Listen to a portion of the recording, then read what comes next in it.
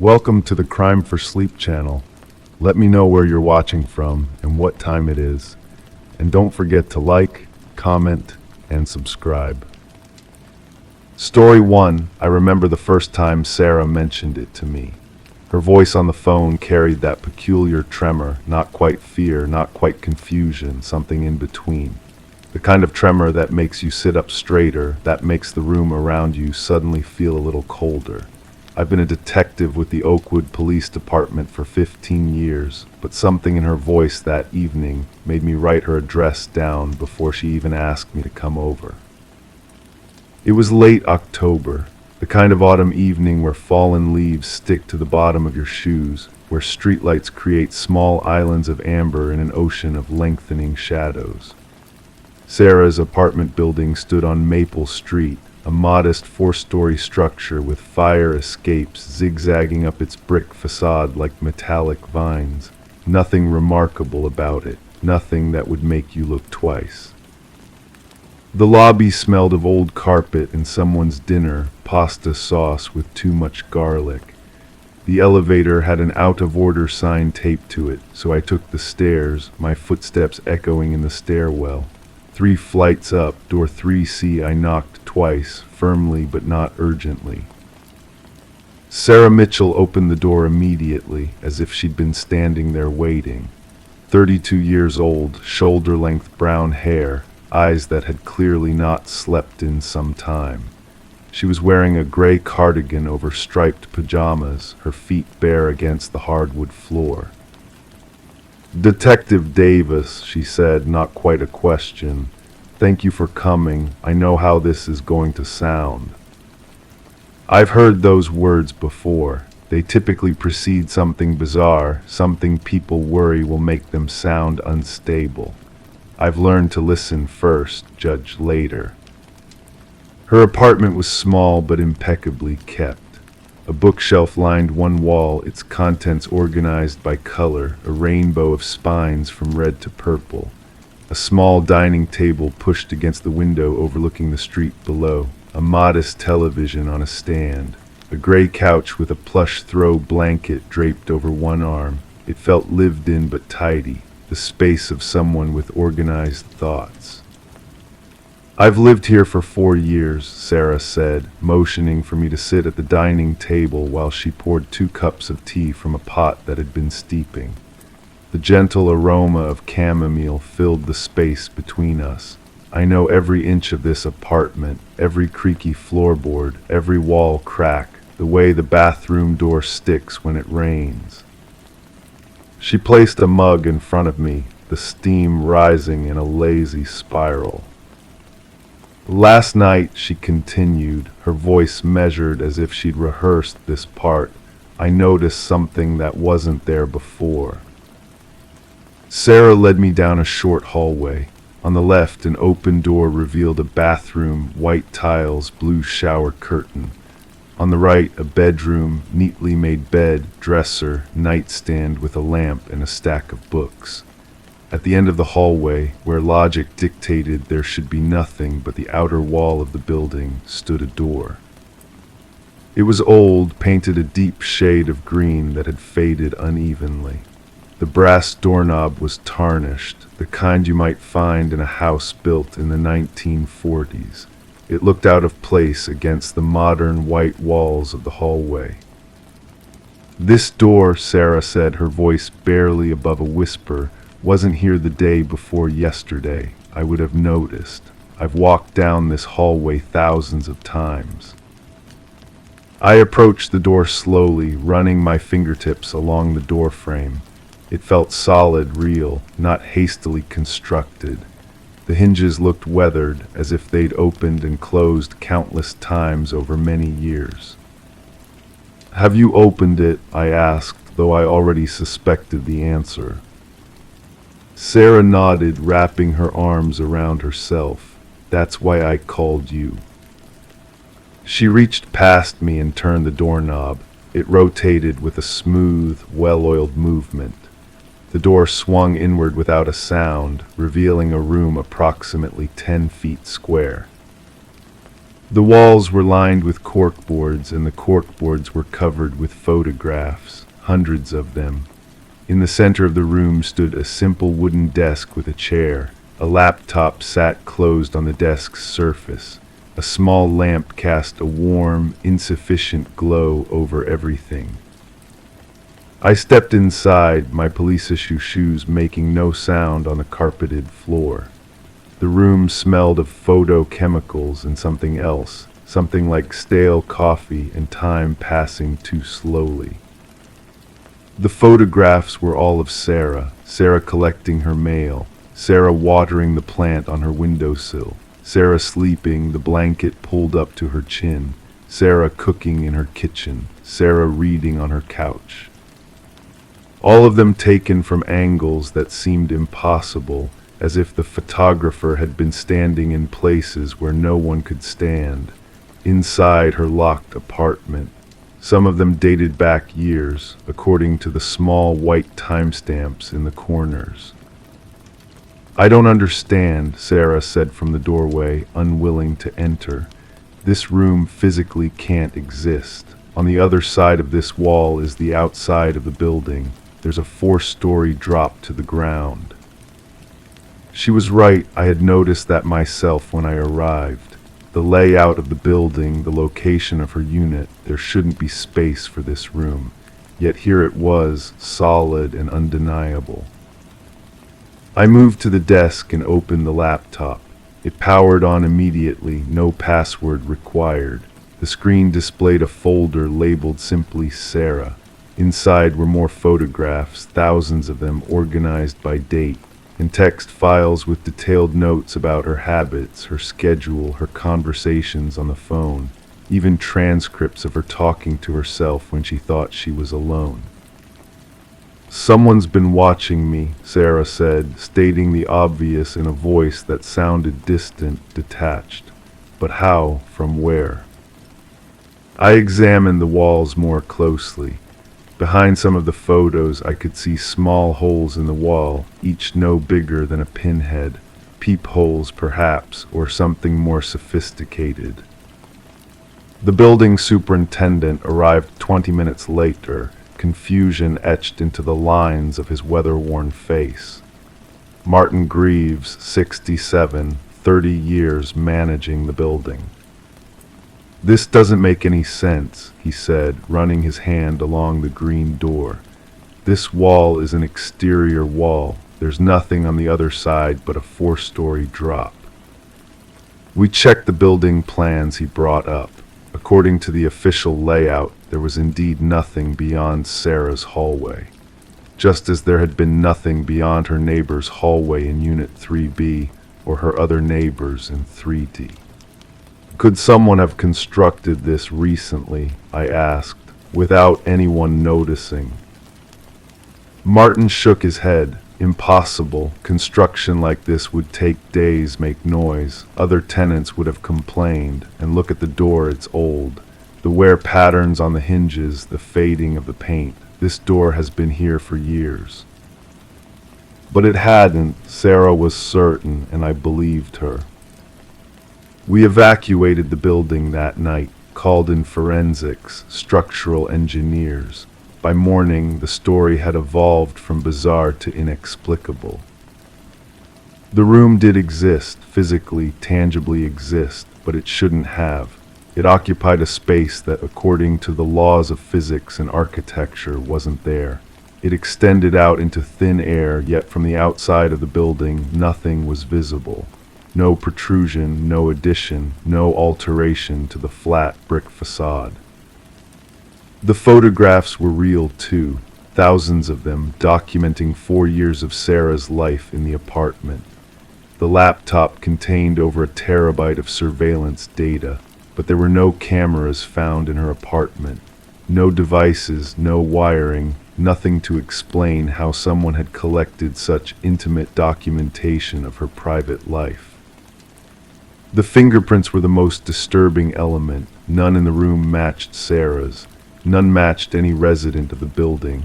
None matched anyone in our database, but they were everywhere on the doorknob, the desk, the laptop, the photographs. Whoever had created this impossible room had spent countless hours here, watching Sarah, documenting her existence in meticulous detail. 3 days later, every fingerprint disappeared from the evidence bags. The photographs became blank squares of paper. The laptop's hard drive wiped itself clean before the tech team could create a backup. The room remained, though, a physical impossibility, a space that shouldn't exist, attached to Sarah's apartment like it had always been there.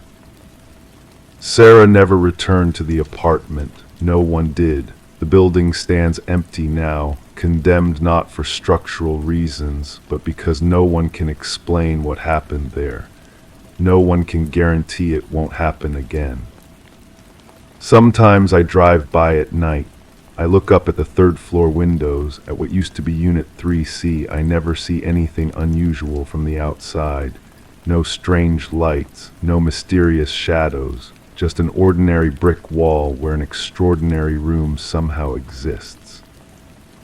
But I know it's there, a room that defies explanation, a room that by every law of physics and reason shouldn't exist. And I wonder as I drive away how many other impossible rooms are out there, attached to homes where people sleep unaware. How many other watchers sit in spaces that shouldn't exist, documenting lives that aren't their own. And I check my own apartment carefully each night, studying the walls, making sure no new doors have appeared while I was gone. Because the most disturbing question remains unanswered: who created that room, and are they still watching? Story 2. The fading autumn light filtered through the dusty windows of the farmhouse as I traced my fingers along the edge of the wooden panel. There was something about old houses that always spoke to me, the way they held secrets in their walls, stories trapped in layers of paint and paper. This particular farmhouse, nestled among towering maples outside of Brookfield, had called to me from the moment I first saw the case file on my desk. My name is Detective Morgan Reeves, and after 15 years with the Brookfield Police Department, I thought I'd seen it all. But there was something different about this case, something that made me pause each time I reviewed the evidence, something that made me want to linger in the quiet spaces between the facts. The Warren family had purchased the property 6 months ago, a charming but neglected 1920s farmhouse that needed substantial renovation. Martin and Clara Warren, along with their teenage daughter Eliza, had been excited about the project. They were the kind of family that appeared in home renovation magazines, attractive, enthusiastic, full of plans. I walked slowly through the empty living room, the floorboards creaking beneath my weight. A half-removed section of wallpaper hung limply from the wall, revealing the wooden panels beneath. In the silence, I could almost hear the echoes of the family that had inhabited this space, their conversations, their laughter, their eventual fear. The first incident had seemed minor. During their initial demolition, Martin had uncovered a message carved into the wood paneling beneath layers of wallpaper: "Welcome home." They had assumed it was left by a previous owner, charming, if a bit odd. Clara had even photographed it for their renovation blog. 2 weeks later, as they stripped wallpaper from the dining room, they found another message: "I like how you've arranged the furniture." This message was carved in the same handwriting, but the Warrens became uneasy. They hadn't shared their furniture arrangement publicly. They hadn't shown anyone but close family members. I ran my fingertips over the indentations where these words had been carved. The wood felt cool to the touch, smoother in the grooves where someone had taken a knife or chisel to the surface. The cuts were shallow but deliberate, made by someone with patience and time. As I moved through the house, I mentally traced the timeline that had brought me here. The Warrens had continued their renovations, increasingly disturbed by what they found. "In their bedroom, I watch you sleep," In the hallway, your daughter has a beautiful singing voice. In Eliza's room, I stand here when you're at school. With each discovery, their unease had grown. They had contacted the previous owners, the Millers, who claimed to know nothing about messages in the walls. The Millers had purchased the house from the estate of an elderly woman who had lived there alone for 40 years before passing away. No one had mentioned anything unusual. The temperature seemed to drop as I climbed the narrow staircase to the second floor. Late afternoon shadows stretched across the hall, creating pools of darkness in the corners. I clicked on my flashlight, its beam cutting through the gloom, illuminating motes of dust that hung suspended in the air. The Warrens had called the police after finding the message that finally broke their resolve. In the master bedroom, beneath fresh wallpaper they had just installed the previous weekend, "I'm still here." This message couldn't have been there before. They had replaced the wooden panels entirely. Officer Daniels had been the first to respond. He had found nothing suspicious, no signs of entry, no evidence that anyone had been in the house besides the family. He had filed it as a possible prank, suggesting perhaps their daughter was behind it, seeking attention or trying to scare her parents. But I had known Eliza Warren for years. She had been in my niece's class at Brookfield High. She wasn't the type to play elaborate pranks, and the genuine fear in her eyes when I interviewed her told me she was just as frightened as her parents. "We've checked the security system," Martin Warren had told me, his voice tight with anxiety. "We've had the locks changed twice. No one could have gotten in without us knowing." I paused at the doorway to what had been Eliza's bedroom. The Warrens had moved out 3 weeks ago, leaving their renovation dreams behind. The room was empty now, save for a discarded paint roller and a single cardboard box labeled "Ease Books." The house felt expectant, as if it were holding its breath, waiting for me to discover something. I moved to the wall where they had found the message about Eliza's singing. The wallpaper had been completely removed, revealing bare wooden panels. I ran my flashlight slowly across the surface. There it was, faint but unmistakable. "I miss hearing you sing, Eliza." A new message in the same handwriting, in a house that had been empty for 3 weeks. The hair on the back of my neck stood up, but I forced myself to breathe slowly, to think rationally. Someone had to be getting in somehow. I needed to check the basement, the attic, look for hidden entrances or passages that might explain how someone was accessing the house undetected. The basement door opened with a low creak that seemed to reverberate through the empty house. The wooden steps descended into darkness. I swept my flashlight across the space below before taking the first step down. The air was cooler here, heavy with the scent of damp earth and old wood. As I reached the bottom of the stairs, my light caught something on the far wall, a small door, maybe 3 feet high, partially concealed behind an old workbench. It wasn't on any of the house plans the Warrens had shown me. I approached carefully, my heart beating a steady rhythm against my ribs. The door was made of the same wood as the panels upstairs, its edges almost invisible against the wall. It had no handle, just a small indentation where fingers could pull it open. With a deep breath, I pulled. The door opened silently, revealing a narrow passage that extended into darkness. The beam of my flashlight illuminated rough earthen walls reinforced with wooden beams. The passage was just tall enough for someone to crawl through, and it appeared to lead toward the edge of the property. I took photographs, careful not to disturb anything that might be evidence. This explained how someone could enter the house undetected, but not who, or why they would leave such unsettling messages. As I examined the entrance to the passage, I noticed markings on the inside of the small door. I angled my flashlight to see them better. They were words carved into the wood in the same handwriting as the other messages. This was my home first. I was here before the walls, before the floors. I am the house. I stepped back, a chill running through me despite the warmth of the day.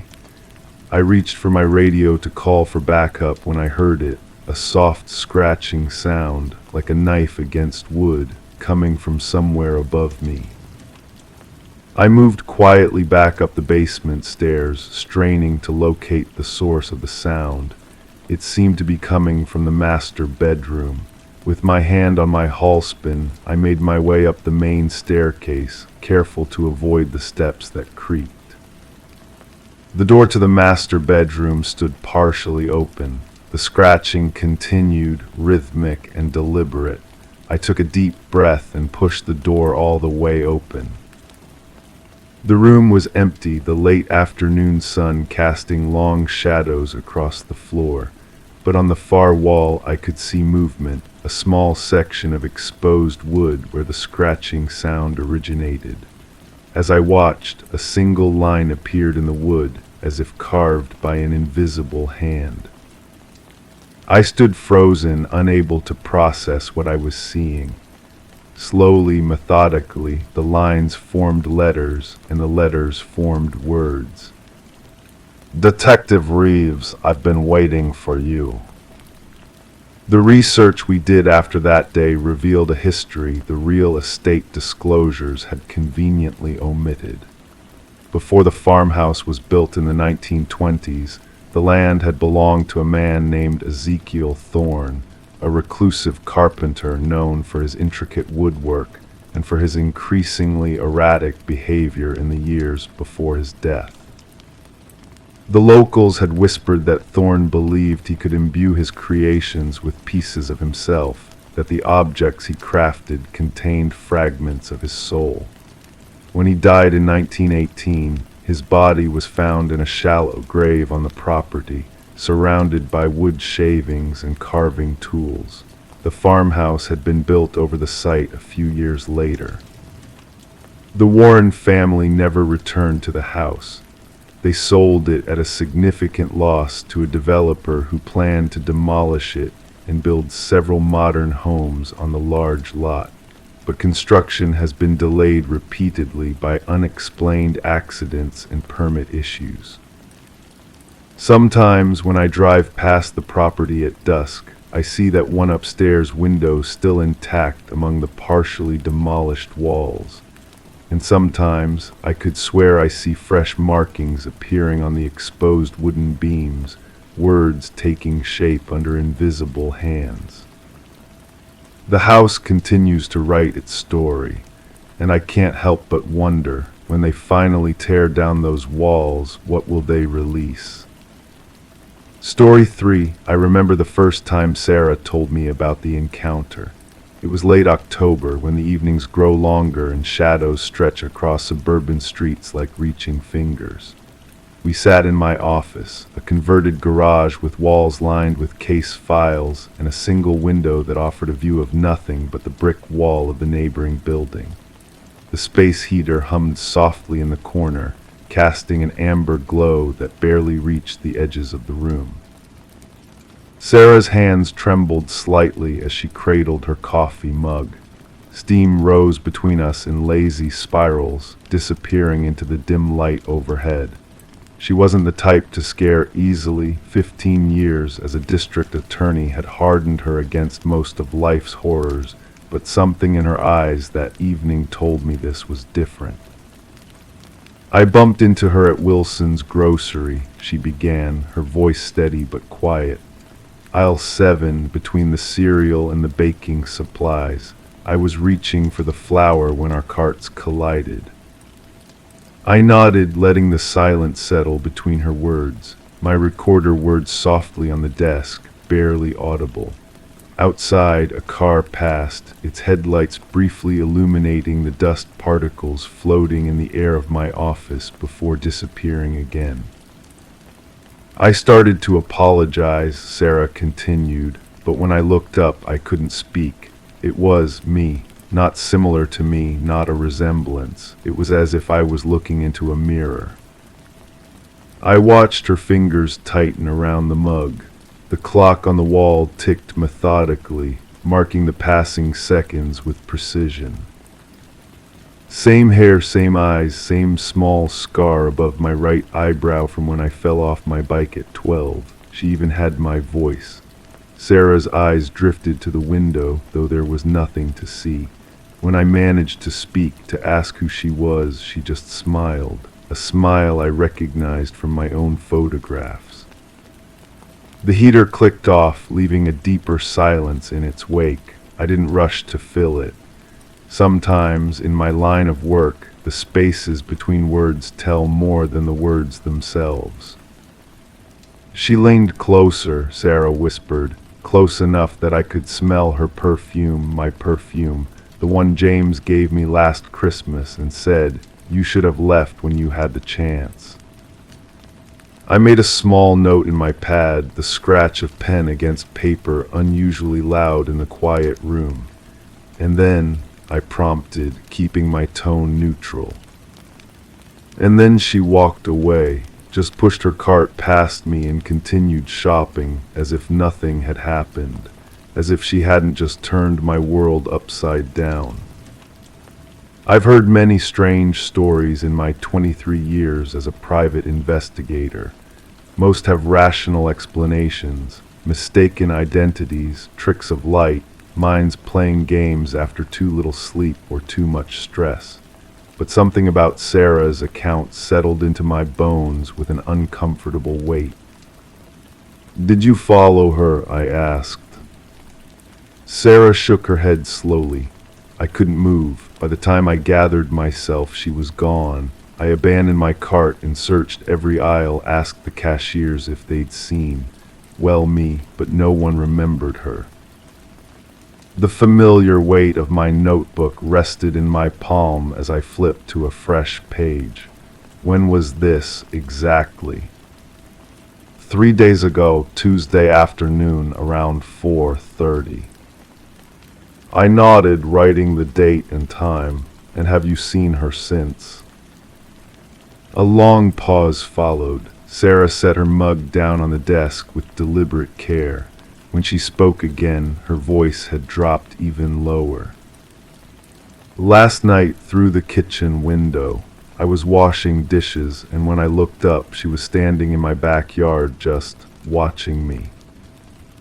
The air in the office seemed to grow thicker. I leaned forward, my chair creaking softly beneath me. "Did you call the police?" A humorless laugh escaped her lips. "And tell them what? That I saw myself standing in my own yard, that I'm being stalked by me." She had a point. Law enforcement dealt with tangible threats, not existential ones. This was precisely why people like Sarah ended up in my office, with its outdated furniture and perpetual smell of coffee and old paper. "I need you to find out who she is," Sarah said firmly. Before, she stopped abruptly. "Before what, Sarah?" Her eyes met mine, steady and clear despite her fear. "Before she becomes me." I took the case, of course. How could I not? Over 23 years investigating everything from insurance fraud to missing persons, I developed an instinct for which cases needed my attention most urgently. Sarah's wasn't just unusual, it carried an undertone of genuine danger that I couldn't ignore. The next morning dawned gray and drizzly, the kind of weather that seeps into your bones and stays there. I started where most investigations begin, background. Sarah Landon, 42, had prosecuted some of the city's most notorious criminals. A woman with her record would have enemies, potentially dangerous ones. Wilson's Grocery had security cameras, but the footage from Tuesday was disappointingly mundane. There was Sarah selecting produce, examining canned goods, and then pausing at aisle 7. From the camera angle, I could see her cart collide with nothing. She appeared to be talking to empty air, her expression shifting from surprise to fear. No second cart, no second Sarah. My coffee grew cold as I watched the footage again and again. Nothing changed. The implications crawled along my spine like a cold finger. That evening, I parked across from Sarah's modest two-story home. The neighborhood was quiet, upper middle class, with well-maintained lawns and sensible cars in driveways. Lights glowed warmly behind closed curtains as families settled in for dinner and evening routines. Sarah lived alone since her divorce 3 years ago. No children, just a tabby cat that occasionally appeared in the front window. At 8:17 p.m., she arrived home, briefcase in one hand, takeout bag in the other. I watched her unlock her door and disappear inside. Lights flicked on, first the entryway, then the kitchen at the back of the house. I settled in for a long night, thermos of coffee at my side. The radio murmured quietly, an old jazz station that helped me think. Hours passed. Occasionally, Sarah's shadow moved past a window. At 11:42, most of the lights went out. Bedroom light on, then off at midnight exactly. The street grew quieter. A dog barked somewhere distant. The occasional car drifted past, headlights briefly illuminating raindrops on my windshield before disappearing around the corner. At 2:16 a.m., movement caught my eye. A figure stood on the sidewalk across from Sarah's house. Female, same height and build as Sarah. She wore a dark coat, hood pulled up against the drizzle. For 15 minutes she remained motionless, facing the house. I took photographs, though the night vision on my camera would capture little detail at this distance. Then with deliberate slowness, she crossed the street and walked up Sarah's driveway. I reached for my door handle, ready to intervene if needed, but the woman didn't approach the house. Instead, she circled around to the backyard, exactly where Sarah had spotted her the night before. I exited my car silently, following at a distance.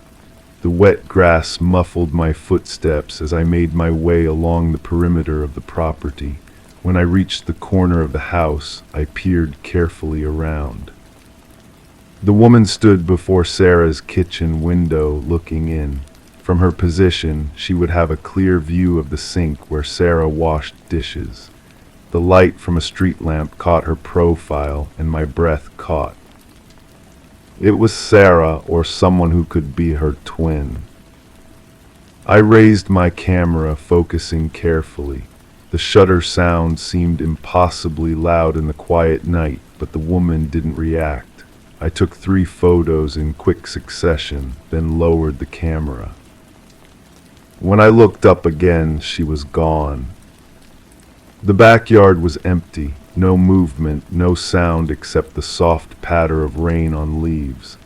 I circled the entire property twice, checking every shadow and corner. Nothing. It was as if she had simply vanished. Back in my car, I reviewed the digital photos immediately. The first showed the empty yard. The second and third showed only a blurry shape moving away from the window. I cursed softly, not enough to identify a face. The following day, I dug deeper into Sarah's case history. She had put away some dangerous people, drug dealers, violent offenders, a particularly sadistic domestic abuser who had sworn vengeance from the courtroom. But none matched our mystery woman, and revenge rarely took such an elaborate psychological form. I pulled Sarah's phone records, credit reports, medical history, with her permission, of course. Nothing unusual appeared until I checked her birth certificate. Sarah Landon was born at County General, October 12, 1982. Mother, Margaret Landon. Father, unknown. A single line in her mother's medical record caught my attention. Twin delivery. Infant be stillborn. The office seemed suddenly colder as I stared at those words. Sarah had never mentioned a twin. Perhaps she didn't know. Many parents choose not to share such painful information with their children. I called the hospital's records department, claiming to be verifying information for an insurance case. The clerk who answered was helpful if disinterested. Yes, Margaret Landon had delivered twins. Yes, one had been declared stillborn. No, there was no record of what had happened to the deceased infant's remains. Standard procedure at the time would have been hospital cremation. A theory began forming, absurd, impossible, but persistent. What if the twin hadn't died? What if, through some hospital error or deliberate act, the second baby had been taken somewhere, raised by someone else, only to discover her true identity decades later? It would explain the resemblance, but not how she knew where to find Sarah or what she wanted. And it certainly didn't explain her ominous warning, "You should have left when you had the chance." Left where and why? 3 nights later, Sarah called me at 1:07 a.m., her voice tight with fear. "She's inside the house." I was already reaching for my keys. "Where are you?" "Bedroom closet." Her voice was barely above a whisper. I heard something downstairs, footsteps. Then I saw her coming up the stairs, my face looking back at me. "I'm 5 minutes away. Call 911. I tried. The line is dead. My cell phone too. No signal.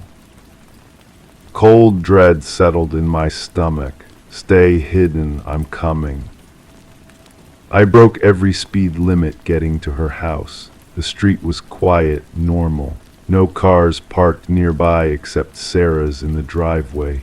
No lights visible inside the house. The front door was unlocked. It swung open silently at my touch. I entered cautiously, gun drawn. The air inside felt wrong, heavy, and too still, like the atmosphere before a storm. No sounds, no movement, just the faint scent of something burning, like electrical wires overheating. "Sarah," I called softly, moving through the dark entryway toward the stairs. No answer. I climbed slowly, testing each step for creaks. The upper hallway stretched before me, bedroom door at the end standing slightly ajar. A thin slice of moonlight cut across the carpet through the partially opened curtains. "Sarah," I called again, approaching the bedroom. The closet door was closed. I crossed the room and pulled it open. Empty. A sound behind me, soft footsteps. I turned, raising my gun. Sarah stood in the doorway, or someone wearing Sarah's face. "You shouldn't have come," she said in Sarah's voice. "Now neither of us can leave." Before I could respond, she stepped backward into the hallway darkness. I followed, but the hallway was empty. Every room upstairs was empty. The house was completely silent. I searched every corner, every closet, every possible hiding place. No Sarah, no double, nothing out of place except a single photograph on her bedside table, turned face down when I'd swear it had been upright when I entered the room. I picked it up, turned it over. It showed Sarah standing in front of Wilson's grocery, smiling. The date stamp in the corner read October 12, 2019, her birthday, 4 years ago. Behind her, partially obscured but unmistakable, stood a woman who looked exactly like her, watching with an unreadable expression. Sarah never returned home. No body was found, no evidence of struggle, nothing to suggest what had happened in that house. The police investigation stalled after 3 weeks. They concluded she had left voluntarily, her passport was missing, and a significant amount had been withdrawn from her account 2 days before her disappearance. I know better. I keep the photograph in my desk drawer now. Sometimes, late at night when the office is quiet except for the hum of the heater and the ticking clock, I take it out and study those two identical faces. And sometimes, when I look up from my desk toward the window that shows nothing but a brick wall, I catch a glimpse of someone watching me, someone wearing my face, someone waiting for me to leave while I still have the chance. Story 4. I've always been fascinated by the cases that don't make headlines, the ones that whisper rather than scream. This particular investigation began on a Tuesday in late October, when the maple leaves outside my office window had turned the color of dried blood, the kind of detail you notice only in retrospect, when symbolism seems to matter. The call came in at 3:17 p.m. A cleaning service had reported something unusual at an Airbnb rental in the older part of town, a historic district where Victorian houses stood shoulder to shoulder like aged sentinels. Nothing overtly alarming, just unusual. That word always makes my pen hover above my notepad. Unusual is where the interesting cases begin. I drove slowly through streets canopied by trees shedding their autumn coats. The address led me to a narrow blue house with white trim, 3 stories tall and pressed between 2 larger properties like it was being slowly consumed. Number 117 Marlowe Street. The property manager was waiting on the porch, keys jangling nervously in her hand. "Detective Carlson," she said, extending her hand. "Andrea Wells. I manage 15 properties in this area, and I've never had anything like this." Her palm was cool and slightly damp as we shook hands. The autumn air carried the scent of wood smoke and impending rain. "Tell me what happened," I said, following her up creaking wooden steps to the front door. The key turned with surprising resistance. "A woman named Elise Garner checked in 12 days ago, booked for 2 weeks. Excellent reviews on her profile, no red flags." Andrea's voice was steady but tense. "She was supposed to check out tomorrow morning, but the cleaning crew came by today to prepare and found, well, she's gone, but her things are still here, and there's something not right about the place." The door swung open to reveal a tastefully decorated entryway. Nothing seemed immediately amiss, just a small table with a vintage lamp, a coat rack with a single gray raincoat, and hardwood floors that gleamed dully in the afternoon light filtering through sheer curtains. "This way," Andrea said, leading me up a narrow staircase. The wood creaked beneath our feet, each step producing a different note, like an old instrument being played by our ascent. The second floor contained a living room, a small kitchen, and a bathroom. Everything was immaculate, too immaculate for someone who had been staying there for nearly 2 weeks. No dishes in the sink, no book left open on the coffee table, no indication that the space had been lived in. "The bedroom is upstairs," Andrea said, her voice dropping slightly as we approached the final staircase. This one was narrower still, barely wide enough for my shoulders. "Has anything been moved since the cleaning staff found it?" I asked, running my fingers along the wall as we climbed. The wallpaper felt slightly damp, though I couldn't see any water damage. "Nothing. They called me immediately, and I called you." The bedroom occupied the entire 3rd floor, tucked under sloping eaves that made the space feel intimate rather than cramped. A queen-sized bed with rumpled white sheets stood in the center. A suitcase lay open on a luggage rack, neatly packed clothes still folded inside. On the nightstand sat a laptop, a phone charger without a phone, and a leather-bound journal. This is what the cleaning crew found strange, Andrea said, walking to the far wall where a measuring tape was stretched from one side to the other. This tape measure belongs to the property. We keep one in every unit for guests who might need it. They found it like this. I approached and examined the measuring tape. It stretched 138 inches from wall to wall. Do you know how wide this room is supposed to be? I asked. Andrea nodded. That's just it. According to the property plans, it should be 144 inches, 6 feet less than what that tape shows. I frowned. You mean 6 inches? No, she said firmly, 6 feet. The plans say 12 feet. That tape shows 11 and a half. I looked around the room. Nothing seemed obviously wrong with the dimensions, but perception can be deceptive in unfamiliar spaces.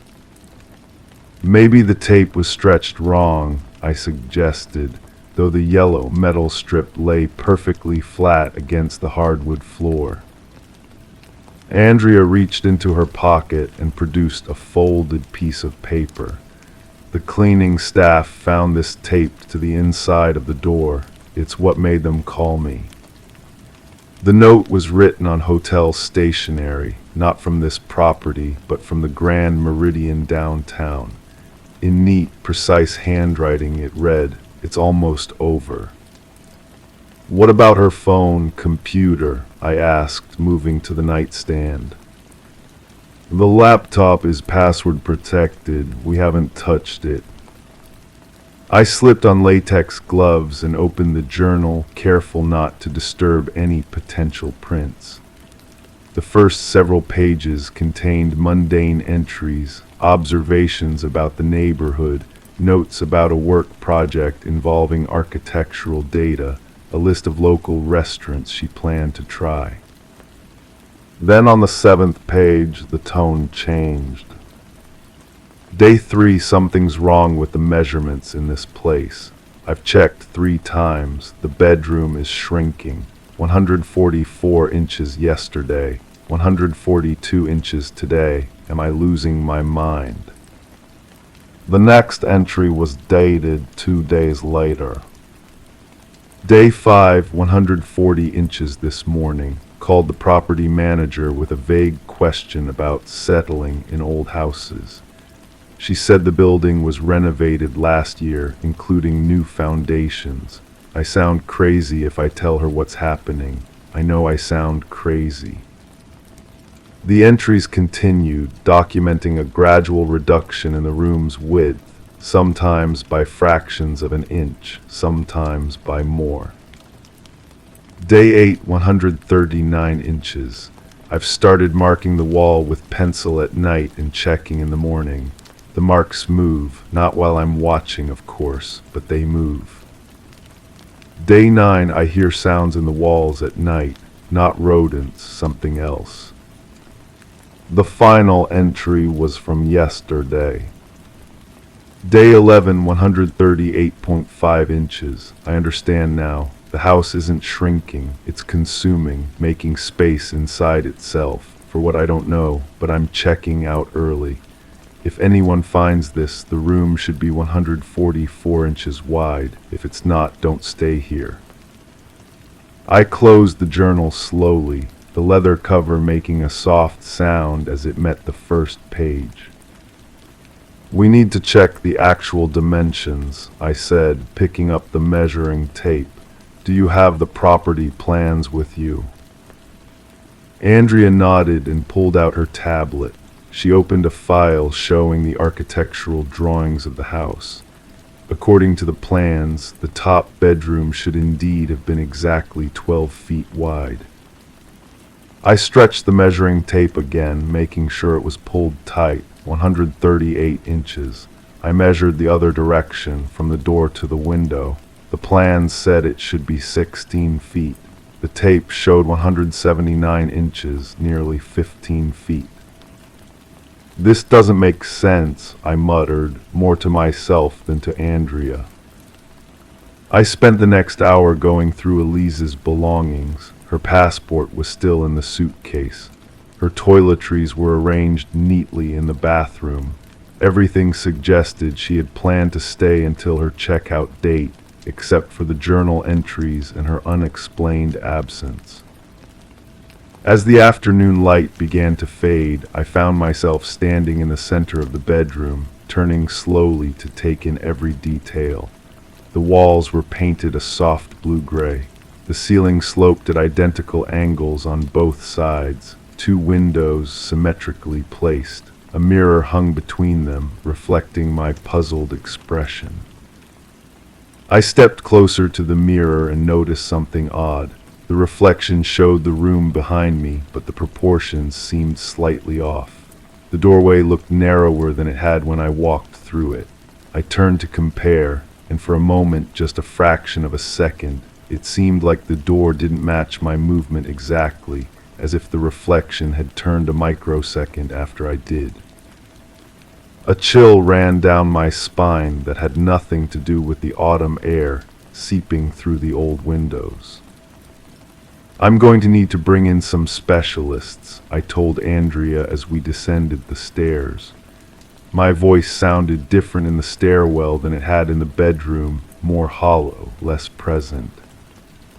"What kind of specialists?" she asked, her keys clinking softly as she locked the door behind us. "Structural engineers, possibly a forensic architect. Something's not right with the dimensions in this house, and I want to understand if there's a rational explanation before we jump to conclusions about Ms. Garner's state of mind or whereabouts." I spent the next 3 days coordinating with various experts. The structural engineer confirmed what the measuring tape had shown. The room's dimensions didn't match the plans. The forensic architect found something even more disturbing. Comparing current photographs with ones taken during the renovation last year, certain proportions had indeed changed. Doorways were narrower, ceilings lower. The changes were subtle, imperceptible unless you were specifically looking for them, but undeniable when presented side by side. But the true breakthrough came when we found Elise Garner. She hadn't disappeared, at least not in the way we initially feared. She had checked into the Grand Meridian downtown, the same hotel whose stationery she had used for her final note. When we interviewed her, she was calm but adamant. "I'm not crazy, detective," she said, her hands steady as she sipped her coffee.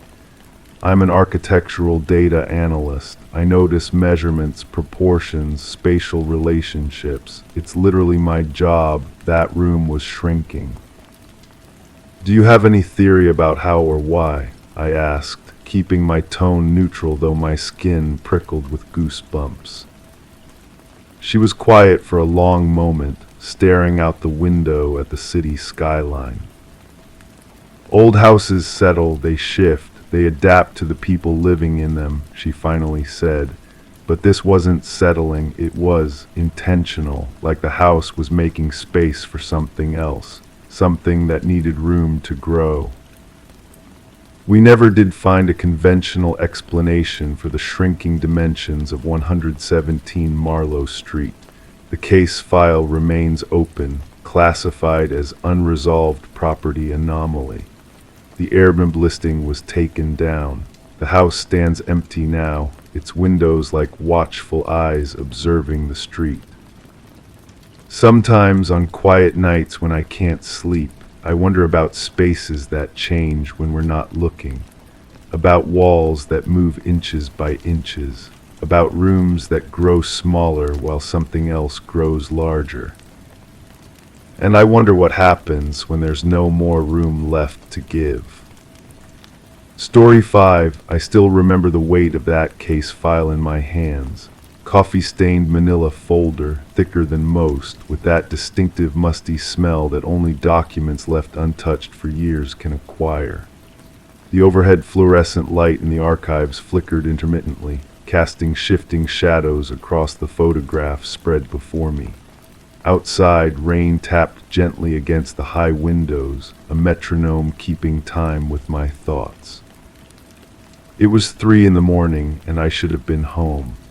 Instead, I found myself revisiting the Westlake case, the one that lingered in the back of my mind during quiet moments, whispering that I had missed something essential. The case centered around a 7-year-old boy named Thomas Westlake, a gifted child with an uncanny talent for drawing. His sketches possessed a level of detail that art teachers found remarkable for someone so young.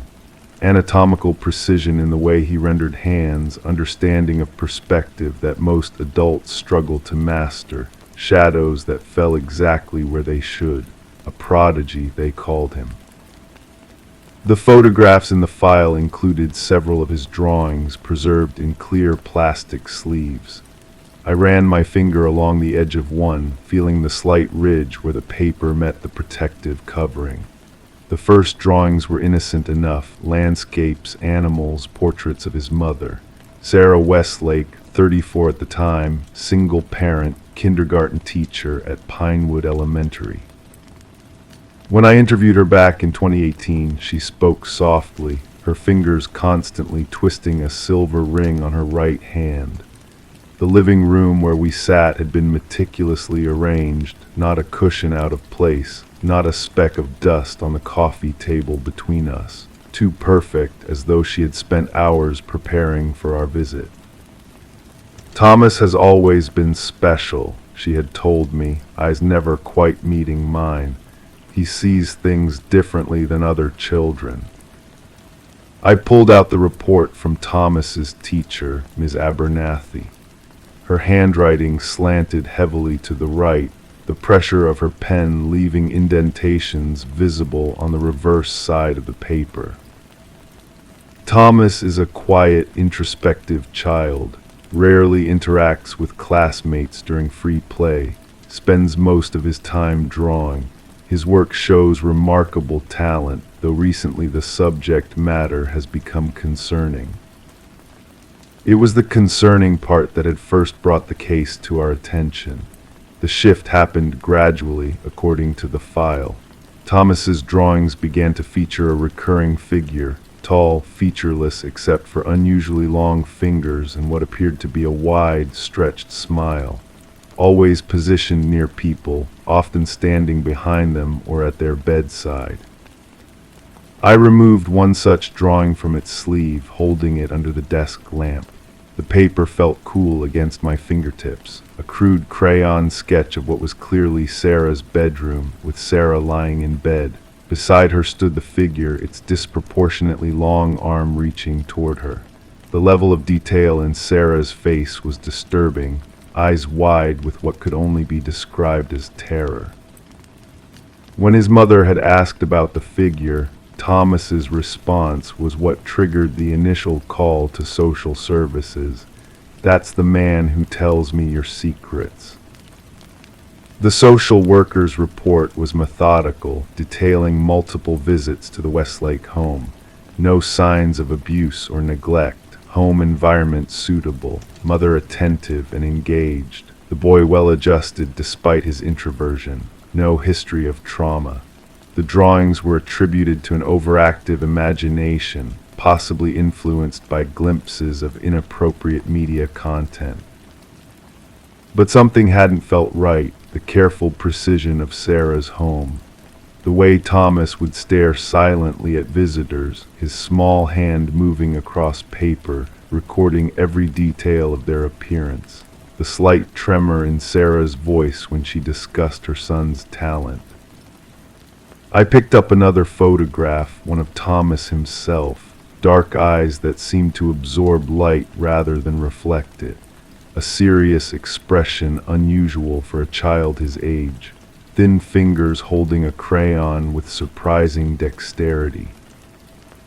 The recording device on my desk hummed softly as I dictated notes. Westlake case supplementary review. Subject began producing drawings of unknown figure approximately 3 months before initial report. Figure consistently depicted with elongated limbs and facial distortion. Child claims figure tells secrets. Mother exhibits signs of anxiety during questioning. The case took an unexpected turn when Sarah Westlake was found unconscious in her bedroom 6 months after our initial investigation. Prescription medication overdose, non-fatal but concerning. No suicide note, though she later claimed it was accidental. She had simply lost track of how many pills she'd taken for her insomnia.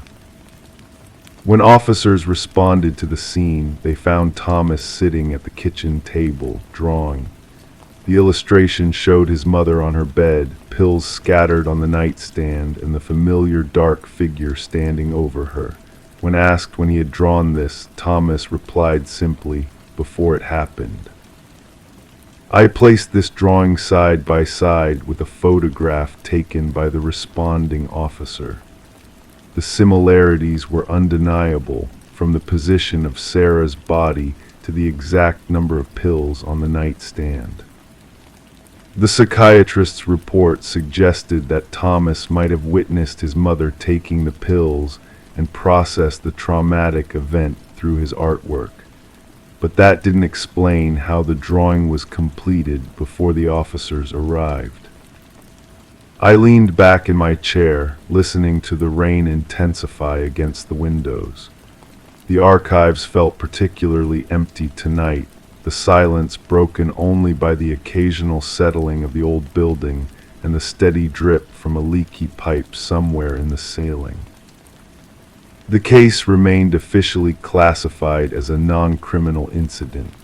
Sarah recovered. Thomas was temporarily placed with his maternal grandmother while his mother underwent psychiatric evaluation, and eventually the family was reunited under regular monitoring. The file noted that Thomas's concerning drawings had stopped. Case closed. Except I couldn't stop thinking about something Sarah had said during our follow-up interview. I fumbled through the transcripts until I found it.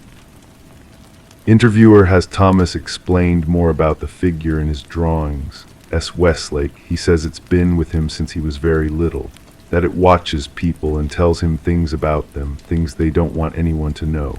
Interviewer: like what? S. Westlake: pause, like how my mother used to lock me in the closet when I was bad. I never told anyone that, not even Thomas's father. I pulled out my personal notebook where I'd kept additional observations not included in the official report. There was a notation about Thomas's grandmother, how she had seemed unusually apprehensive around the boy during the home visits, how she would flinch slightly whenever he looked at her for too long. The case had officially been closed for 2 years now. Sarah and Thomas had moved to another state. The last update indicated that Thomas was doing well in his new school, still drawing but with more age-appropriate subjects. Sarah had gotten married. Life had moved on. And yet here I was, poring over their file in the middle of the night, unable to shake the feeling that we had missed something fundamental about Thomas Westlake. My phone vibrated on the desk, the screen illuminating with an email notification. The subject line made my heart skip. Westlake case, new information. The message was from a detective in Vermont where the Westlakes had relocated. Attached was a scan of a drawing unmistakably Thomas's style, though more refined now. It showed his new stepfather asleep in a chair, the familiar dark figure standing behind him, long fingers resting on the man's shoulders. Below it, in careful handwriting, he says he's going to stop his heart tomorrow. The timestamp on the email was from yesterday. With fingers that suddenly felt numb, I dialed the number included in the email. It rang 3 times before a tired voice answered. Detective Harlow speaking. This is Detective Ross from the original Westlake case, I said, my voice echoing slightly in the empty archives. I just saw your email about Thomas's drawing. Is everyone? The stepfather had a massive heart attack this morning, Harlow interrupted. Pronounced dead at the scene. The mother is hysterical, keeps saying the boy knew it would happen. I looked down at the drawing still displayed on my phone screen. The dark figure seemed to stare back at me, its featureless face somehow conveying satisfaction. There's something else, Harlow continued, his voice dropping lower. We found dozens of drawings hidden in the boy's room. People in the neighborhood, teachers at his school, the family doctor, all with that same figure standing nearby, and dates written on them. Future dates, I guessed, the chill in the archives suddenly seeping into my bones. Yes, Harlow confirmed, the earliest is next Tuesday, a neighbor. I looked back at the original case file spread across the desk, at the innocent face of 7-year-old Thomas Westlake, the child who drew shadows, the child who knew secrets no one had told him, the child who somehow saw what was coming.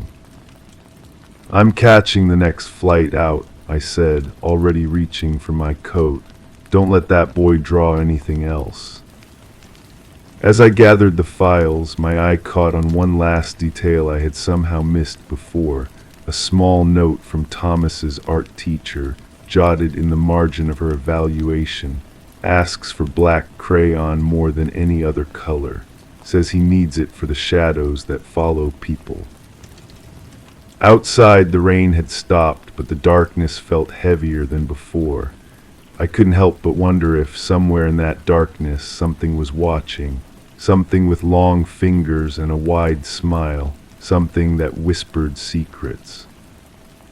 And I wondered if, at this very moment, a small hand was carefully drawing my own shadow, darker and longer than it should be. Story 6. I still remember the first time I stepped into the Harmon mansion. The scent of aged wood and forgotten memories hung in the air like an invisible mist. My footsteps echoed across the hardwood floor, creating a rhythm that seemed to match the beating of my heart. As a detective specializing in cold cases, I'd seen my share of historic homes, but something about this Victorian masterpiece felt different. Not just old, but watchful. Detective Mercer, thank you for coming on such short notice, said Alina Harmon, her voice barely above a whisper. Her fingers trembled slightly as she handed me a cup of tea. I know how this must sound, but I'm not imagining things. I nodded, letting her take her time. People always assume we rush witnesses, but silence often reveals more than questions. I watched her eyes drift toward the ornate wall panels of the study where we sat. It started 3 months ago, she continued, just after I inherited this place from my great-aunt Vivian. At first I thought it was the house settling. These old places make all sorts of noises. But then I began to hear conversations, whispers coming from inside the walls.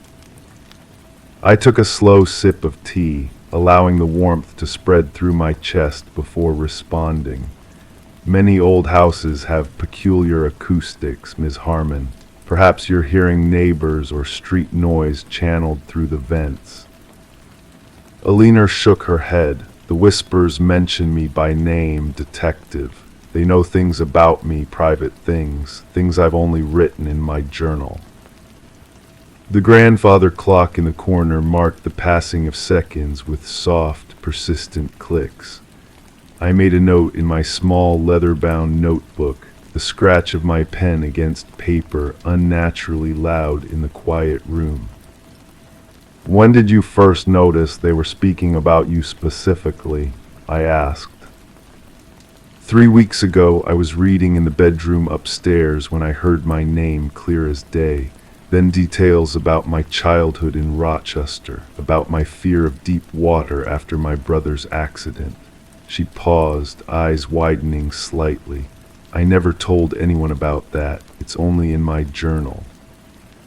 That evening, I returned to my apartment and opened the case file I'd started. Alina Harmon, 34, art conservator at the Metropolitan Museum, no history of mental illness.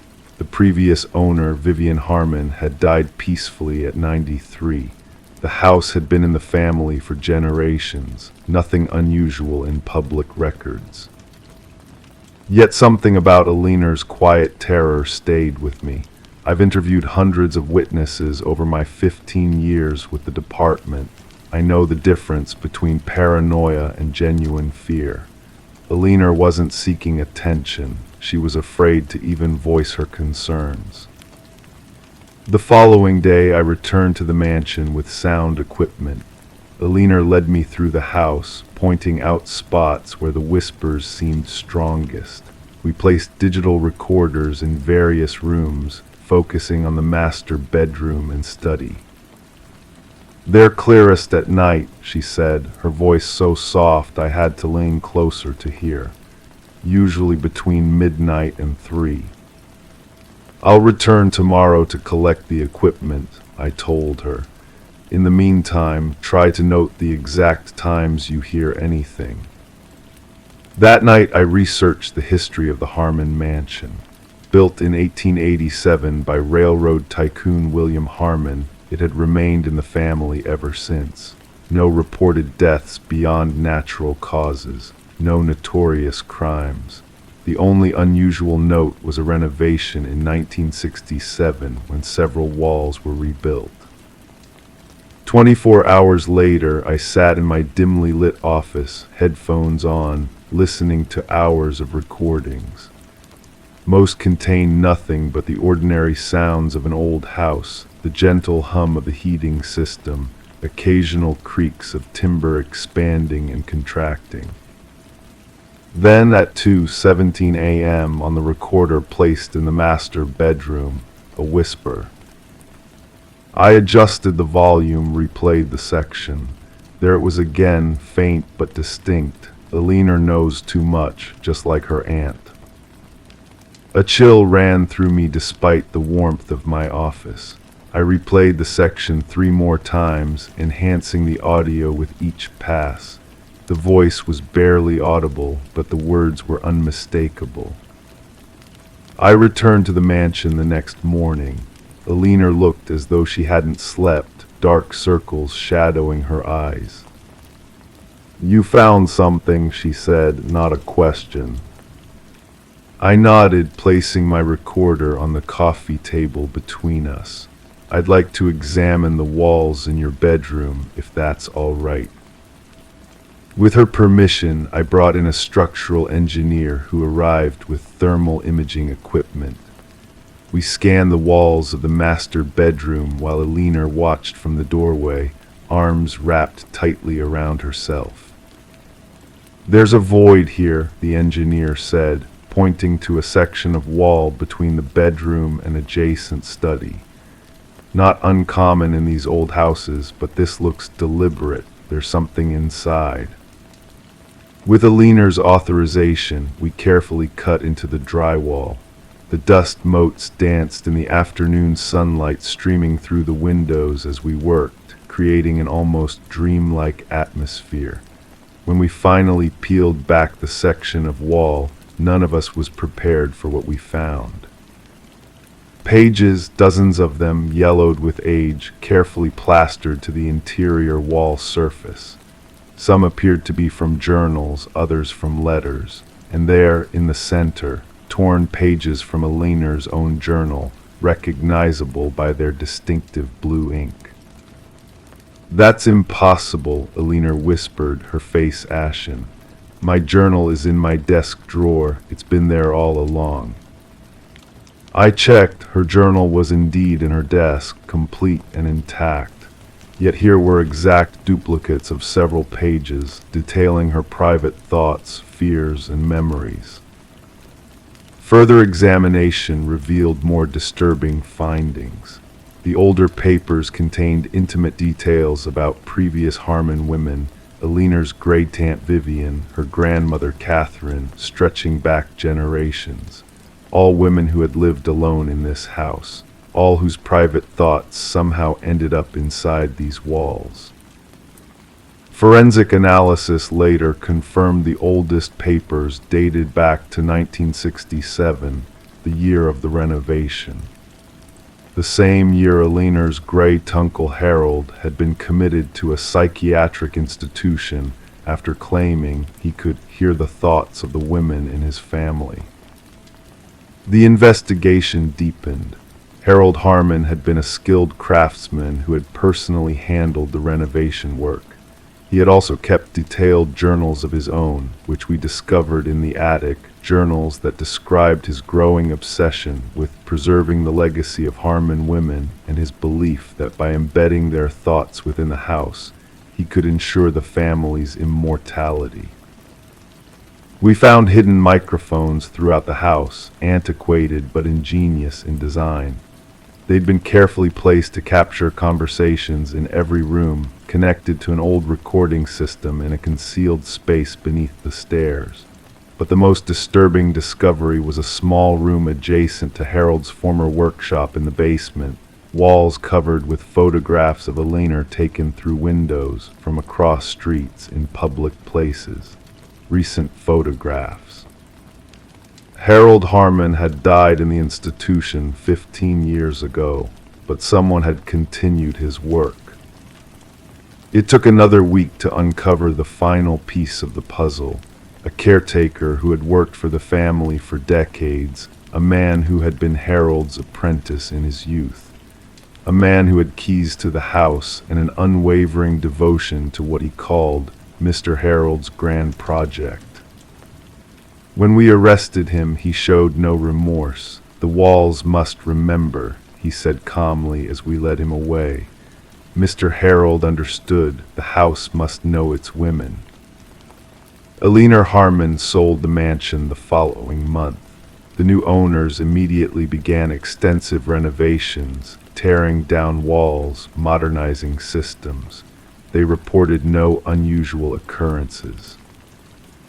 But sometimes when I drive past the old Harmon place on quiet nights, I find myself wondering about the nature of obsession, about the thin barrier between admiration and violation, about how the deepest secrets we think are ours alone might echo in unexpected places. And I wonder if the walls are still whispering. Story 7, room 418 was supposed to be vacant. The staff swore no one had checked in. But when the maid entered, she found clothes folded on the bed, a suitcase by the door, and a diary open to the last page. The entry read, "I'm never leaving." I remember the first time I walked into that hotel room, the soft carpet absorbing the sound of my footsteps as I crossed the threshold. The air felt different, somehow heavier, like it was holding its breath. Detective work teaches you to notice these things, the subtle shifts in atmosphere that most people would dismiss.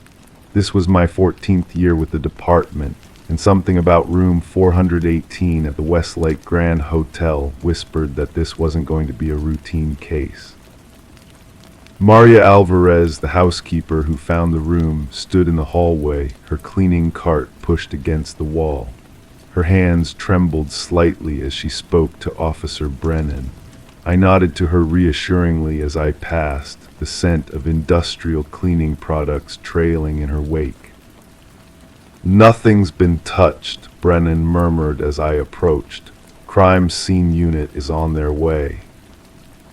The door to room 418 was propped open with a doorstop. Inside, the space was bathed in amber light from a bedside lamp that no one remembered turning on. The room had the peculiar stillness of a museum diorama, a moment frozen in time, waiting to be studied. A navy blue suitcase stood by the door, expensive but well-worn, the kind frequent travelers invest in. On the queen-sized bed, clothes were folded with military precision. 3 button-down shirts in different shades of blue, 2 pairs of slacks, socks, and undergarments, everything aligned with geometric perfection. The diary lay open on the desk beneath the window, leather-bound with creamy pages and neat handwriting.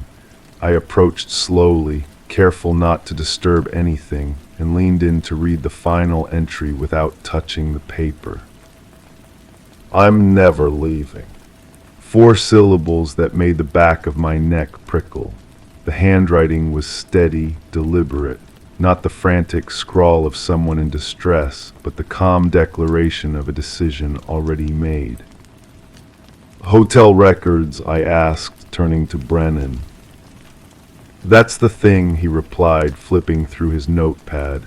According to the system, this room has been empty for 3 days. Last guest checked out on Monday morning. Room was cleaned, inspected, and locked. No one's been assigned to it since.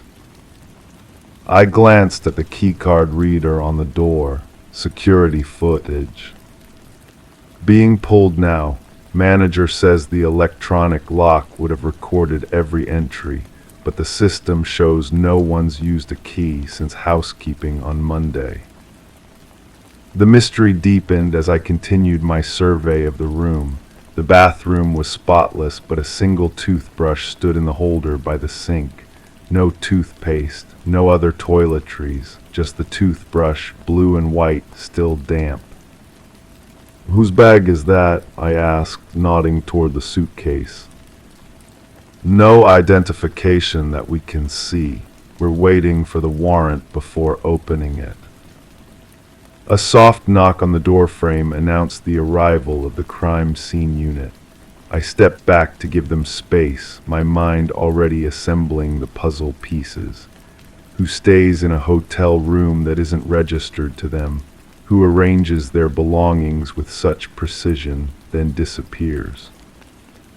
The next morning I sat in my office, staring at the contents of the suitcase spread across my desk. Everything cataloged, photographed, analyzed. 3 days' worth of clothes. A paperback novel with a bookstore receipt from Chicago used as a bookmark. A phone charger but no phone.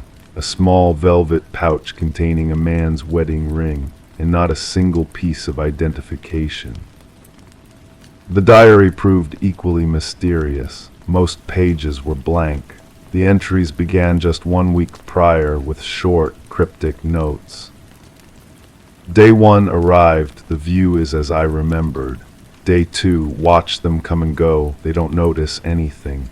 Day 3, the routine is comforting, I could stay forever. And then that final entry, I'm never leaving. The hotel security footage showed nothing unusual. No one entering room 418 who shouldn't be there. The electronic lock records matched the hotel's story. The room had only been accessed by housekeeping on Monday, yet somehow someone had been inside. I sipped my coffee, now cold, and pulled up the guest records for the previous month.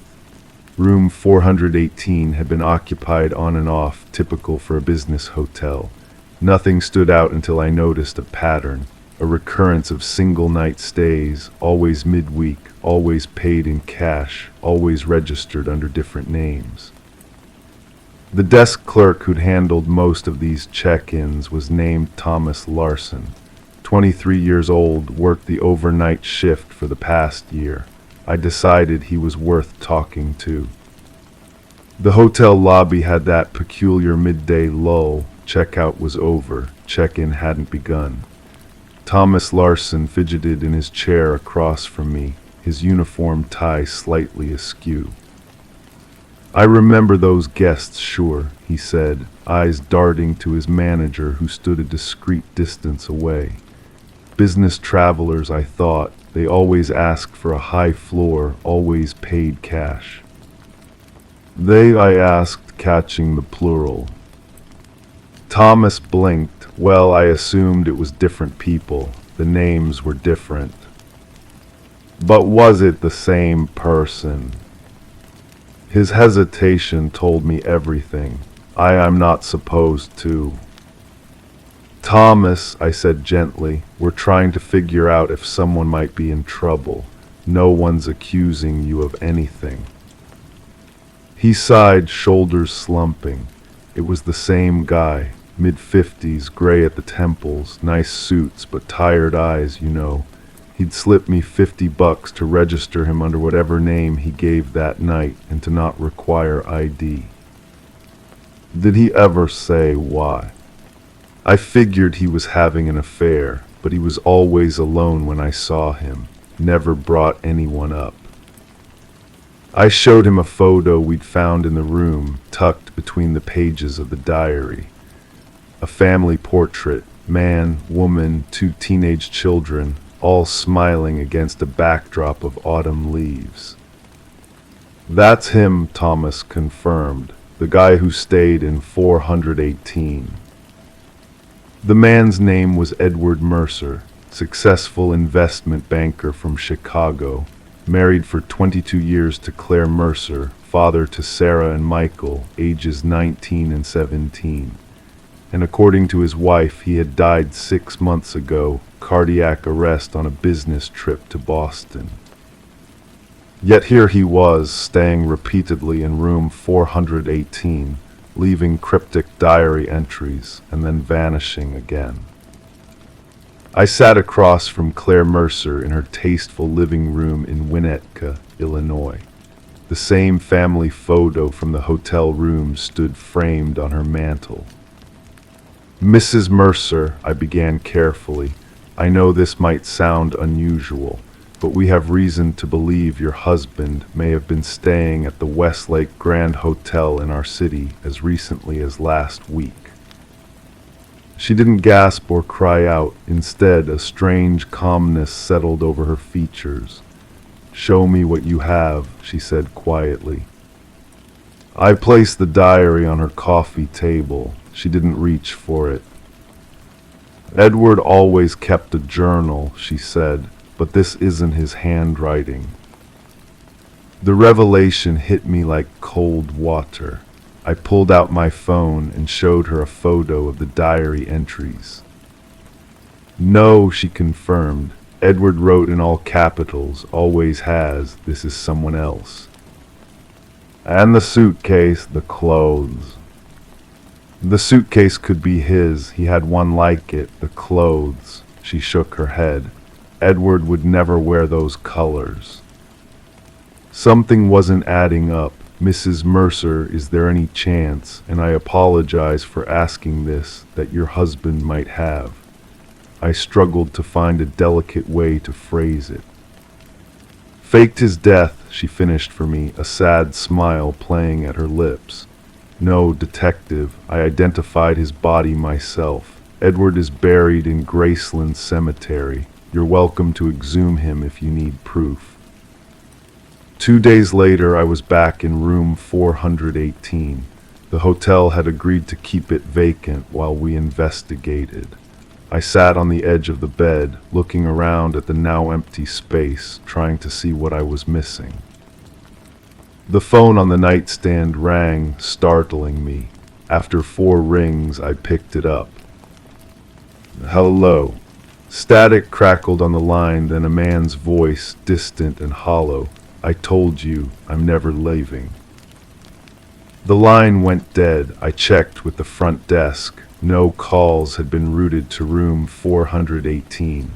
The room phone wasn't even supposed to be connected. That night I couldn't sleep. I kept thinking about Edward Mercer, a man who had died but somehow kept returning to the same hotel room, about the diary written in handwriting that wasn't his, about clothes he wouldn't wear. The answer came to me as dawn broke over the city. I returned to the hotel, this time heading straight for the basement, where the maintenance office was located. Frank Dahlin had worked maintenance at the Westlake Grand for 30 years. His small office was cluttered with tools and spare parts.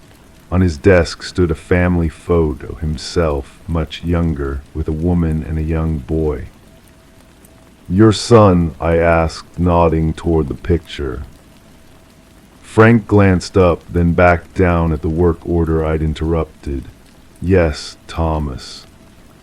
"Thomas Larson, the front desk clerk." His hands stilled. He uses his mother's name professionally. Hotel policy discourages family members working together. I studied Frank more carefully in his 50s, gray at the temples, tired eyes. You have master keys to all the rooms, don't you, Frank, and knowledge of the electronic lock systems. He didn't answer. Thomas helped you, didn't he, registering those stays under false names, letting you use a room that was supposed to be empty. Room 418. Frank's voice was barely audible. I met Edward Mercer when he stayed here last year. We were the same age, but he had everything I never achieved: success, wealth, a family that was still together. So you, decided to become him? No, Frank said, finally looking up. I just wanted to know what it felt like to be someone else for a night, someone whose life hadn't fallen apart. And the diary, the clothes. I was going to put everything back. I needed one more night. I looked at the broken man before me, who had created an elaborate fantasy life in a hotel room that should have been empty. Not a criminal, really, just someone lost. The phone call to room 418 yesterday, that was you. He nodded slowly. I saw you go in. I knew it was over. As I drove back to the station with Frank Dolan in the back seat, charged with trespassing and unauthorized use of hotel property, I thought about those 4 words in the diary. I'm never leaving. Sometimes I've learned the most haunting crime scenes aren't where violence has occurred, but where desperation has taken root, where someone has tried to escape their own life by stepping into someone else's, even if just for a night in room 418. Story 8, it was sealed with wax, addressed to her in delicate handwriting, but when she opened it, the message was chilling. You're not supposed to be here. Leave before it's too late. And at the bottom, a signature that matched her own. I still remember the weight of the case file in my hands as I first reviewed the details. The manila folder was thick with photographs, interview transcripts, and forensic reports, all centered around what began as a simple letter. The paper was cool between my fingers as I traced the edge of the crimson wax seal that had been carefully preserved in an evidence bag. The victim's name was Alina Winters, a 34-year-old archivist who had recently moved to the small coastal town of Maplewood. She had taken a position at the Historical Society, cataloging documents from the town's founding families. The society was housed in a Victorian mansion that overlooked the bay, a beautiful building with creaking floorboards and windows that whistled during storms. I visited the Historical Society on a Tuesday morning. Rain tapped gently against the tall windows, creating a soothing rhythm that echoed through the high-ceilinged rooms. The air inside smelled of old books and furniture polish, with undertones of the sea carried in on the breeze. Alina's workspace was in the back corner of the library, a desk positioned between 2 tall bookshelves. It remained untouched since her disappearance 3 weeks prior. She was meticulous, explained Martha Donovan, the society's director. Her voice was soft, measured as she gestured toward the desk. Everything had its place. That's why we noticed the letter right away. It wasn't part of her system. The letter had arrived on a Thursday afternoon, delivered with the regular mail. Security footage showed the postal carrier leaving it with the other correspondence, nothing unusual about the delivery. Alina had opened it at 4:17 p.m. according to the timestamp on the society's cameras. The footage showed her face changing, first curiosity, then confusion, and finally a paleness that seemed to wash over her complexion like an incoming tide. She left early that day, Martha continued, her fingers absently smoothing the edge of her cardigan. Didn't even organize her materials, which wasn't like her at all. I studied the letter again in the soft lamplight of my office. The handwriting was flowing, elegant, a style that matched samples of Aliner's own writing taken from her apartment. Forensics had confirmed what seemed impossible. The signature at the bottom of the threatening note was indeed Aliner's own. Not a forgery, not a close approximation, but a perfect match to her usual signature. Detective Ramirez settled into the chair across from my desk, the leather creaking slightly under his weight. He placed a steaming cup of coffee before me, the aroma of hazelnut briefly cutting through the sterile office air. "What do we know about her before Maplewood?" he asked, his voice low and unhurried. Aliner had lived in Boston for most of her adult life. No criminal record, good credit score, a small but consistent social circle. Her previous employer gave glowing reviews. Parents deceased, one sister living in Seattle who reported nothing unusual in their last phone conversation 2 days before the letter arrived. "And after she received the letter," I prompted. Ramirez flipped open his worn notebook. Security camera at a gas station caught her at 9:43 p.m. that night, filling up her Subaru. Convenience store clerk remembers her buying a large coffee and looking, in his words, spooked. Credit card was used at a motel off Highway 16 around midnight. No activity after that. Her car was found 3 days later, parked at a trailhead in the National Forest 50 miles north of Maplewood. Search teams combed the area for weeks, no sign of Aliner. The rain continued its gentle cadence against my window as I spread photographs across my desk. Aliner's apartment looked like she intended to return, dishes drying on the rack, a half-read book placed face down on her nightstand, a charging phone still plugged into the wall. Only her passport and a small amount of cash were missing from their usual places. I closed my eyes, letting the rhythm of the rain wash over me as I tried to piece together what might have happened. The letter kept returning to my thoughts, the impossibility of that signature, the personal nature of the threat. "You're not supposed to be here. Leave before it's too late." What had Aliner found in those old archives? What had she seen that someone didn't want discovered? 2 months into the investigation, we received our first substantial lead. A librarian from Aliner's previous job in Boston called after seeing a news story about the case. Aliner was researching something on her own time, the woman explained, her voice crackling over the phone line. Family histories. She was fixated on finding connections between certain families in Boston and Maplewood. I felt the familiar tingle at the base of my neck, the sensation that often preceded a breakthrough. Did she mention which families? The Caldwells were one, and the Petersons.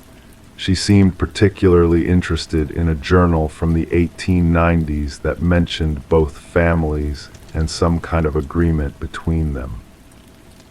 The Caldwell name was familiar, one of Maplewood's founding families, with descendants still occupying positions of influence in the town. The current mayor was a Caldwell, as was the president of the town's only bank. That evening I returned to the Historical Society after hours. Martha let me in, the keys jingling softly in her hand.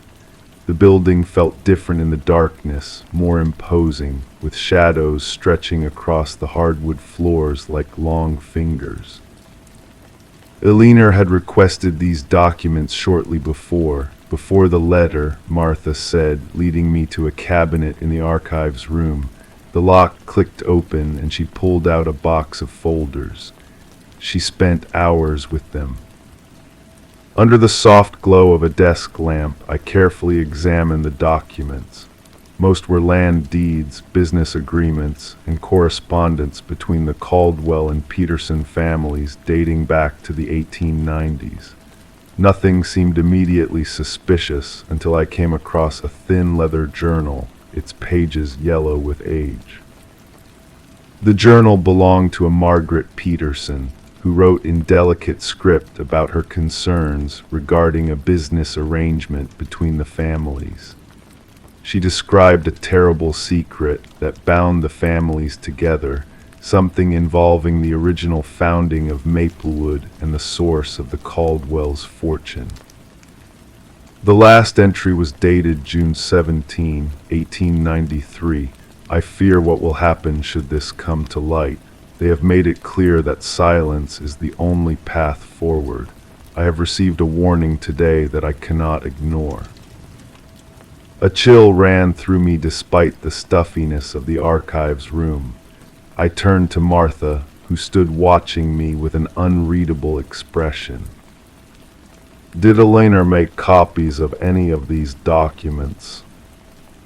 Martha nodded slowly. She scanned several pages, said she wanted to cross-reference them with records in Boston. And where would those scans be? On her computer, I suppose, or her email. We never found them here. Eleanor's email account revealed nothing, no scanned documents, no messages about her research. Her laptop had been in her apartment, password protected, with nothing unusual in the browsing history. It seemed she had been careful about her discoveries. 6 months after Eleanor's disappearance, a hiker found a weathered backpack wedged between rocks near a stream, 5 miles from where her car had been discovered. Inside was a waterproof pouch containing Eleanor's passport, some cash, and a USB drive. The files on the drive were encrypted, but our tech team eventually gained access. What we found was a carefully documented history of what appeared to be a centuries-old cover-up. The Caldwell family's fortune hadn't come from shipping and trade as town history claimed, but from something darker, something that had required the complicity of the Peterson family and others to conceal. Eleanor had uncovered evidence suggesting that the original Caldwell patriarch had deliberately caused a shipwreck, resulting in the deaths of over 60 immigrants. He had then claimed their possessions and used the money to establish his business empire and found Maplewood. More disturbing were the connections Eleanor had made between people who had attempted to uncover this history over the years and their subsequent disappearances or unexpected deaths. She had created a timeline spanning back to the 1890s. Researchers, journalists, even a distant Peterson relative who had started asking questions, all vanishing or suffering tragic accidents. The most recent name on her list was dated just 2 years prior, a graduate student who had been researching New England maritime disasters for his thesis. His body had washed ashore after an apparent boating accident. And then there was the final document on the drive, a scanned image of a letter Eleanor herself had received 10 years earlier when she was a graduate student briefly researching New England family histories. The handwriting was identical to the letter she had received at the Historical Society. "You're not supposed to be here. Leave before it's too late." The signature at the bottom matched her own. It was as if she had been warned years ago, had heeded that warning, and then somehow forgotten or ignored it when she took the position in Maplewood. I sat in my silent office long into the night, the rain having given way to a heavy fog that pressed against my windows like a living thing. What had happened to Eleanor Winters? Had she fled, knowing what had happened to others who pursued this history, or had she met the same fate as those who came before her? The investigation continues, though it has grown cold. The current mayor, Caldwell, expressed appropriate concern and offered the resources of the town to help find the poor woman, as he referred to her. The Historical Society created a small scholarship in Aliner's name. Sometimes when I visit Maplewood, I stand on the cliffs overlooking the bay, watching the waves crash against the rocks below. I think about secrets that stay buried for generations, protected by those with everything to lose. I think about Aliner, who might have known too much and not quite enough to save herself. And occasionally, when I check my mail, I find myself hesitating before opening an envelope, wondering what warning might be waiting inside, addressed in handwriting I might recognize as my own. Story 9. She entered the old house, a swirl of dust dancing in the still air. Abandoned for years, its walls shedding paint, its furniture cloaked in sheets. Each step felt like a journey frozen in time except for one peculiar detail. The doors, every one she opened, led back to the same room. No matter the path she chose, she always found herself back in the parlor. The only escape was the way she had come, but when she turned, the front door had vanished. The discovery of Morgan Pierce's body had transformed the once forgotten Victorian into a scene of mystery and dread. Detective Sarah Lynn stood at the threshold, observing as forensic experts moved through the dim interior like specters. The house had gained a reputation among the locals, a place where compasses spun wildly, where whispers of unseen eyes watching sent shivers down spines. Now it held secrets far graver than mere tales. The initial examination suggests she passed 3 days ago, the medical examiner murmured, his voice barely audible. Death by asphyxiation. Morgan had been discovered seated in an antique chair in the parlor, her posture serene, hands resting neatly in her lap as if awaiting a visitor. No signs of struggle, no marks of violence. The stillness of the scene unsettled even the most seasoned investigators. "Who found the body?" Lind inquired, scanning her notes. "A real estate agent showing the property," her partner replied. They stumbled upon her, sitting there, mistaking her for a trespasser until they drew closer. Since the passing of its previous owner, Aliner Blackwood, nearly 5 years ago, the house had stood empty, a relic of past disputes and forgotten memories. Unwanted, unsold, a haven for vandals and thrill-seekers. Morgan Pierce, a 26-year-old graduate student delving into architectural anomalies for her thesis, had been drawn to its enigmatic allure. Known for her meticulous nature and fascination with spaces that defied norms, the abandoned Victorian beckoned to her curious spirit. Her roommate reported her missing 2 days prior, Lind noted. Morgan mentioned visiting the house where people get lost for her research. Investigations unveiled Morgan's frequent visits to the house in the weeks leading to her demise. Her journal entries detailed peculiar echoes, sudden cold patches, and doors that defied logic by leading to different places with each opening. In her final notes, she spoke of bringing specialized equipment to capture what she termed spatial anomalies. Yet, this equipment was nowhere to be found. The autopsy uncovered an unexpected detail, a trace of a rare alkaloid in Morgan's system, derived from a plant used in shamanic practices. While the substance could induce disorientation and vivid visions, the amount in her system was not fatal. She wasn't one to indulge in recreational substances, her boyfriend insisted. Morgan was diligent in her approach to research. She wouldn't have jeopardized her perception willingly. Deleted messages retrieved from Morgan's phone revealed conversations with a kindred spirit fascinated by the mysteries of the house. Their exchanges grew intimate and enigmatic, hinting at a shared understanding of its enigmas. "The house retains its memories," read one message. "It yearns for someone to comprehend." The trail led detectives to Adam Reeves, an architectural historian who had engaged in discussions with Morgan. His expertise in rare spatial phenomena captivated her, evolving their professional rapport into a personal connection. Reeves, when questioned, expressed genuine grief over Morgan's tragic fate. "The house is infamous," he explained. "The original architect wove illusions and distortions into its design, meant to befuddle and disorient. Morgan believed there was a deeper layer to it beyond mere tricks of architecture."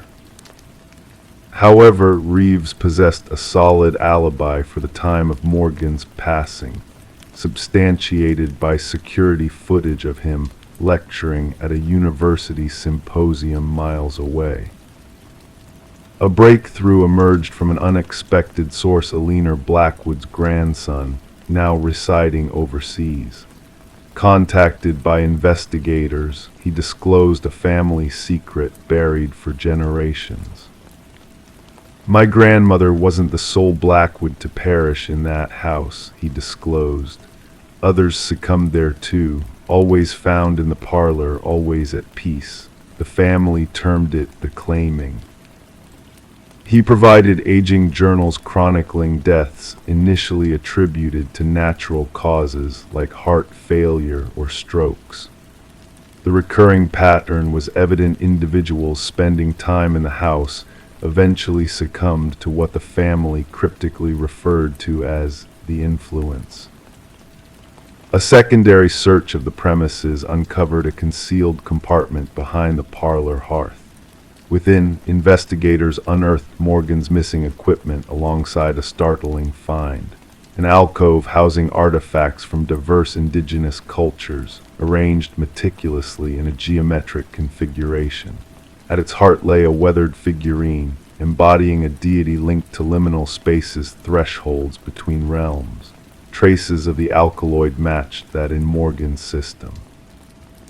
The investigation veered with the revelation that someone else had been present at Morgan's passing, indicated by dust patterns and unidentified fingerprints on doorknobs throughout the house.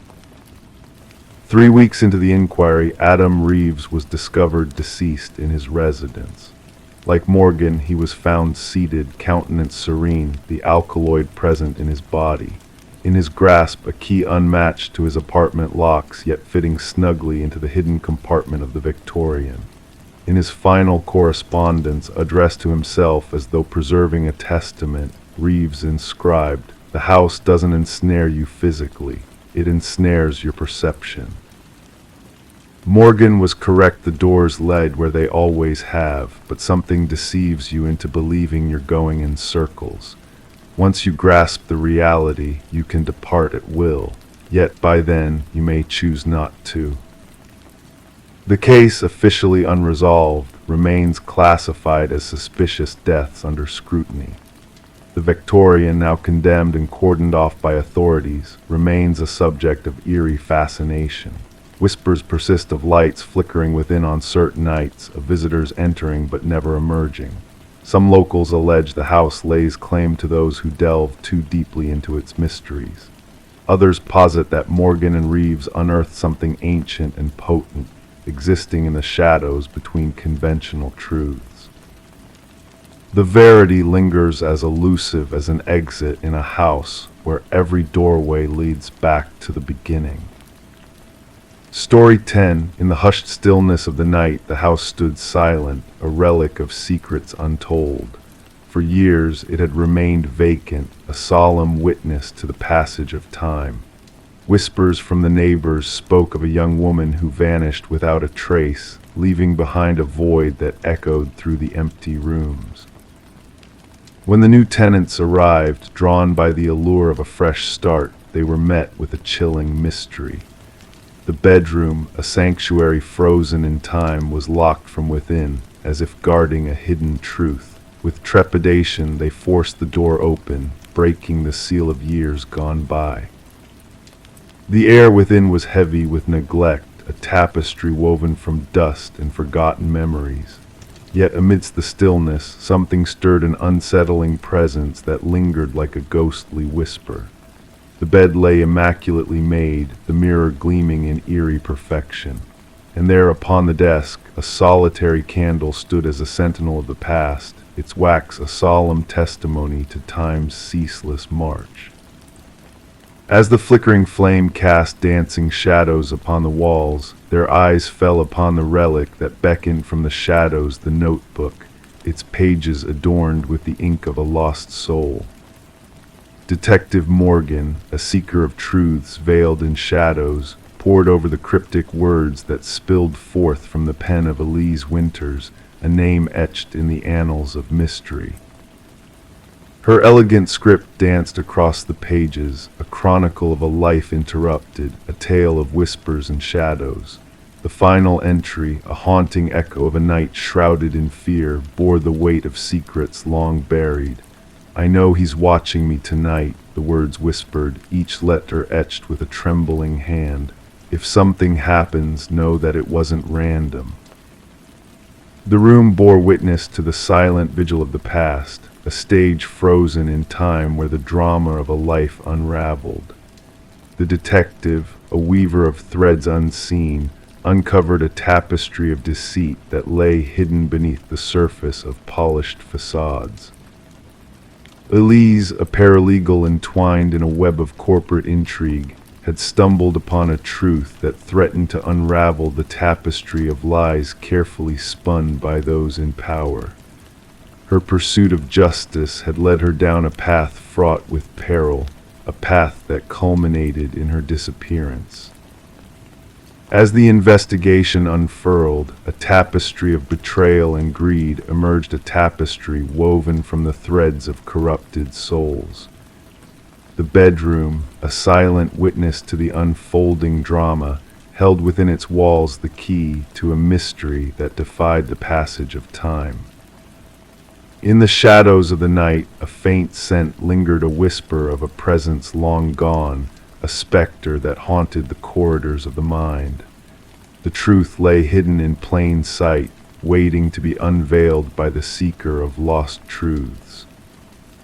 The house, a sentinel of secrets, stood as a testament to the enduring legacy of those who dared to defy the darkness.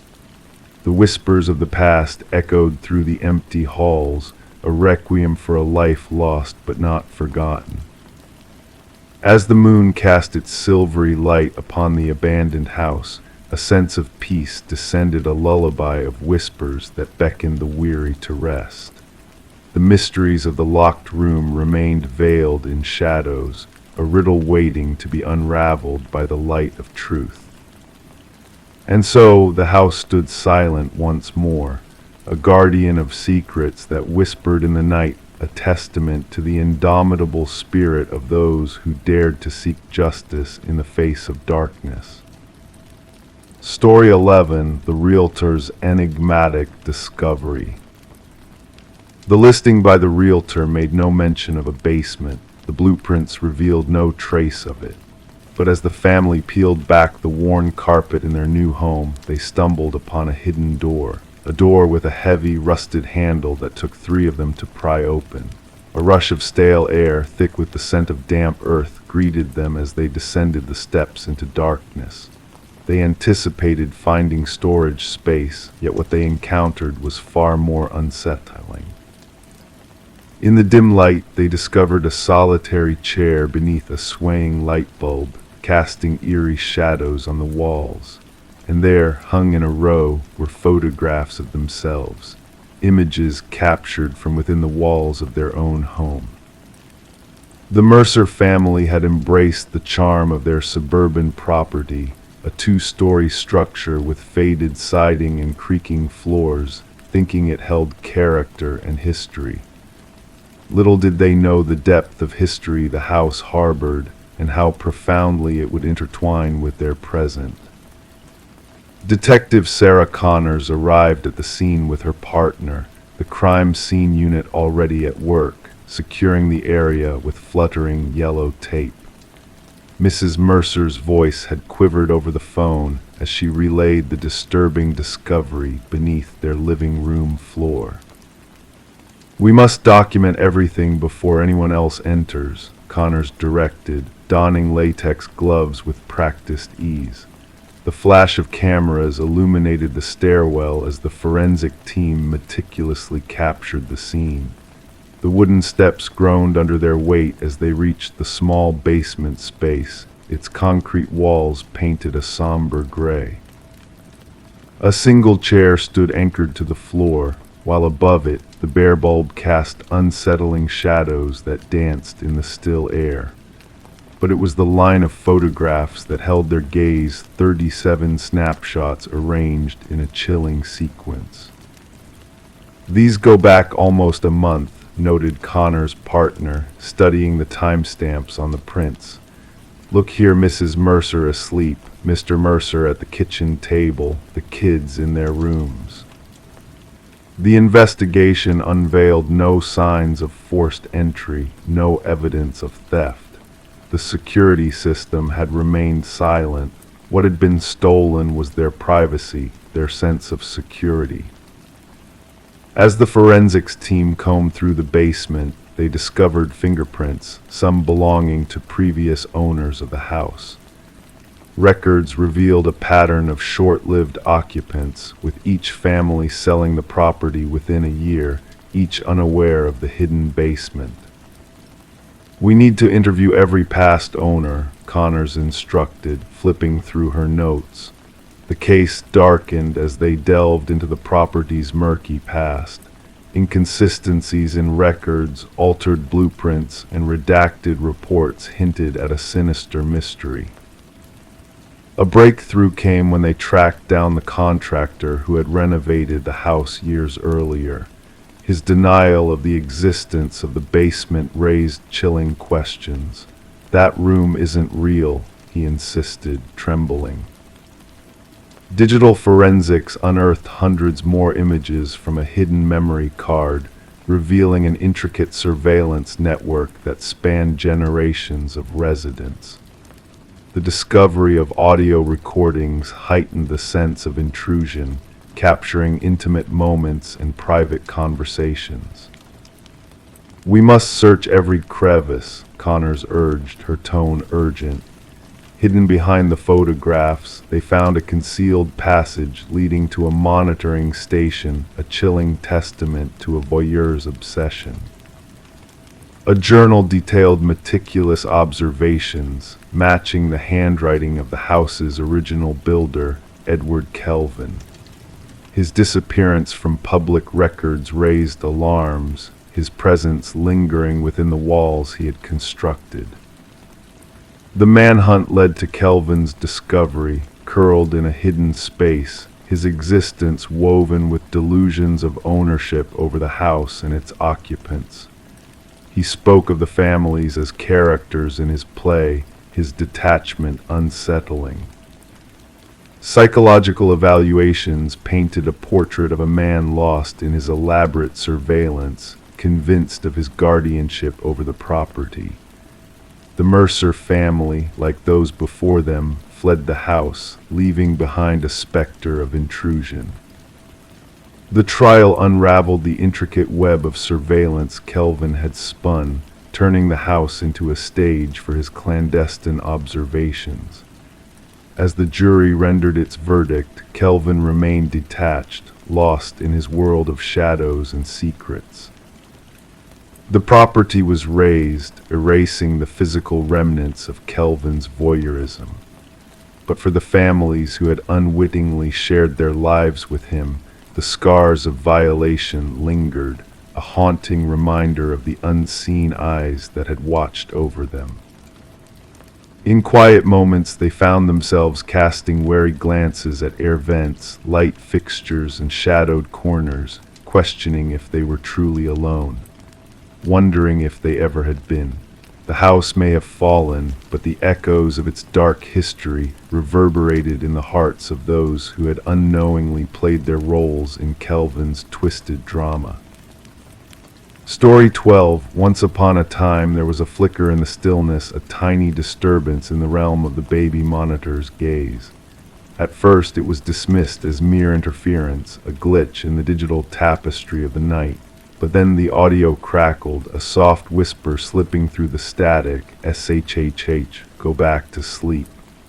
The mother's heart skipped a beat as her blood turned cold, a chill creeping down her spine. With trembling hands, she hurried to her son's room, the urgency of a mother's love propelling her forward.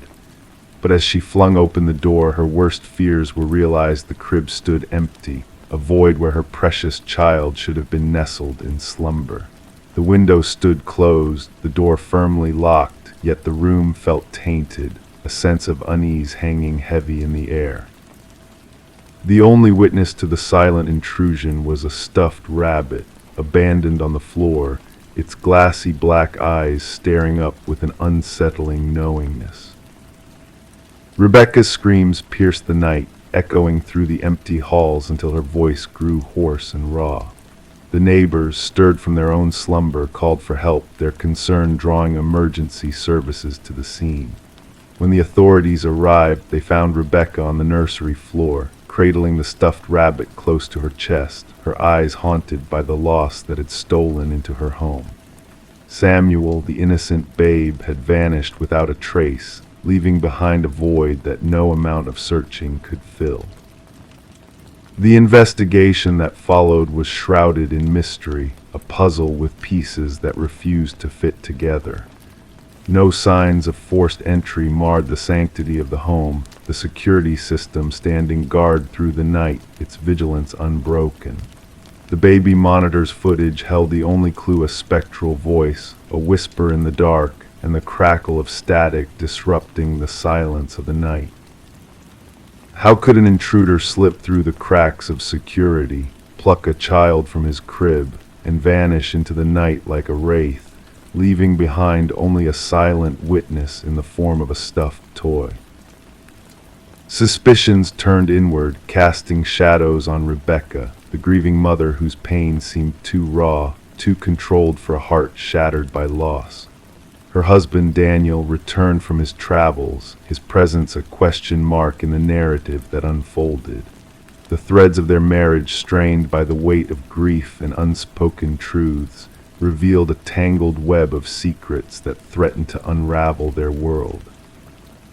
The first glimmer of hope came in the form of microscopic fibers, delicate strands of evidence that hinted at an intruder's ascent, a shadow climbing to the nursery window from the outside world.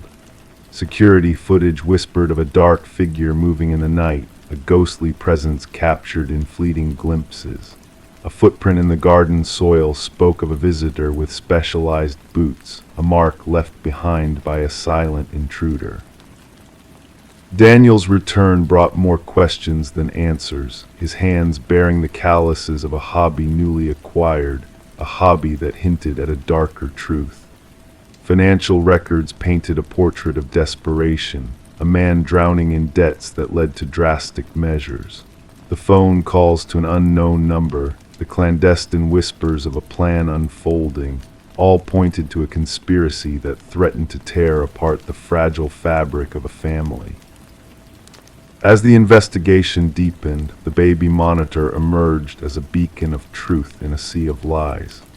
Its digital eyes revealed a tale of manipulation, of voices carried on unseen waves, distorting reality in the dead of night. The path of the intrusion led to a basement, a hidden chamber where a woman named Elaine tended to Samuel, a child claimed by shadows and deception.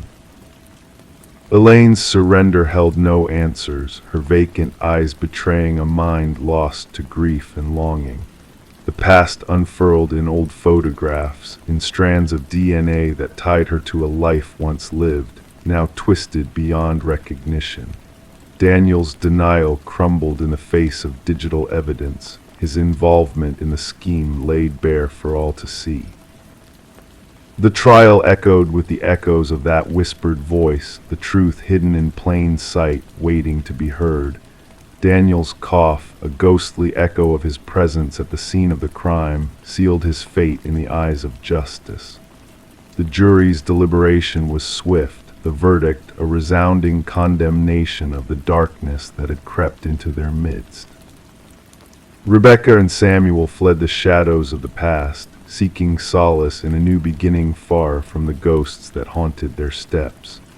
The baby monitor lay silent, its watchful gaze a reminder of the truths that lay hidden in the night. The stuffed rabbit remained a silent witness, locked away in a box of memories too painful to confront.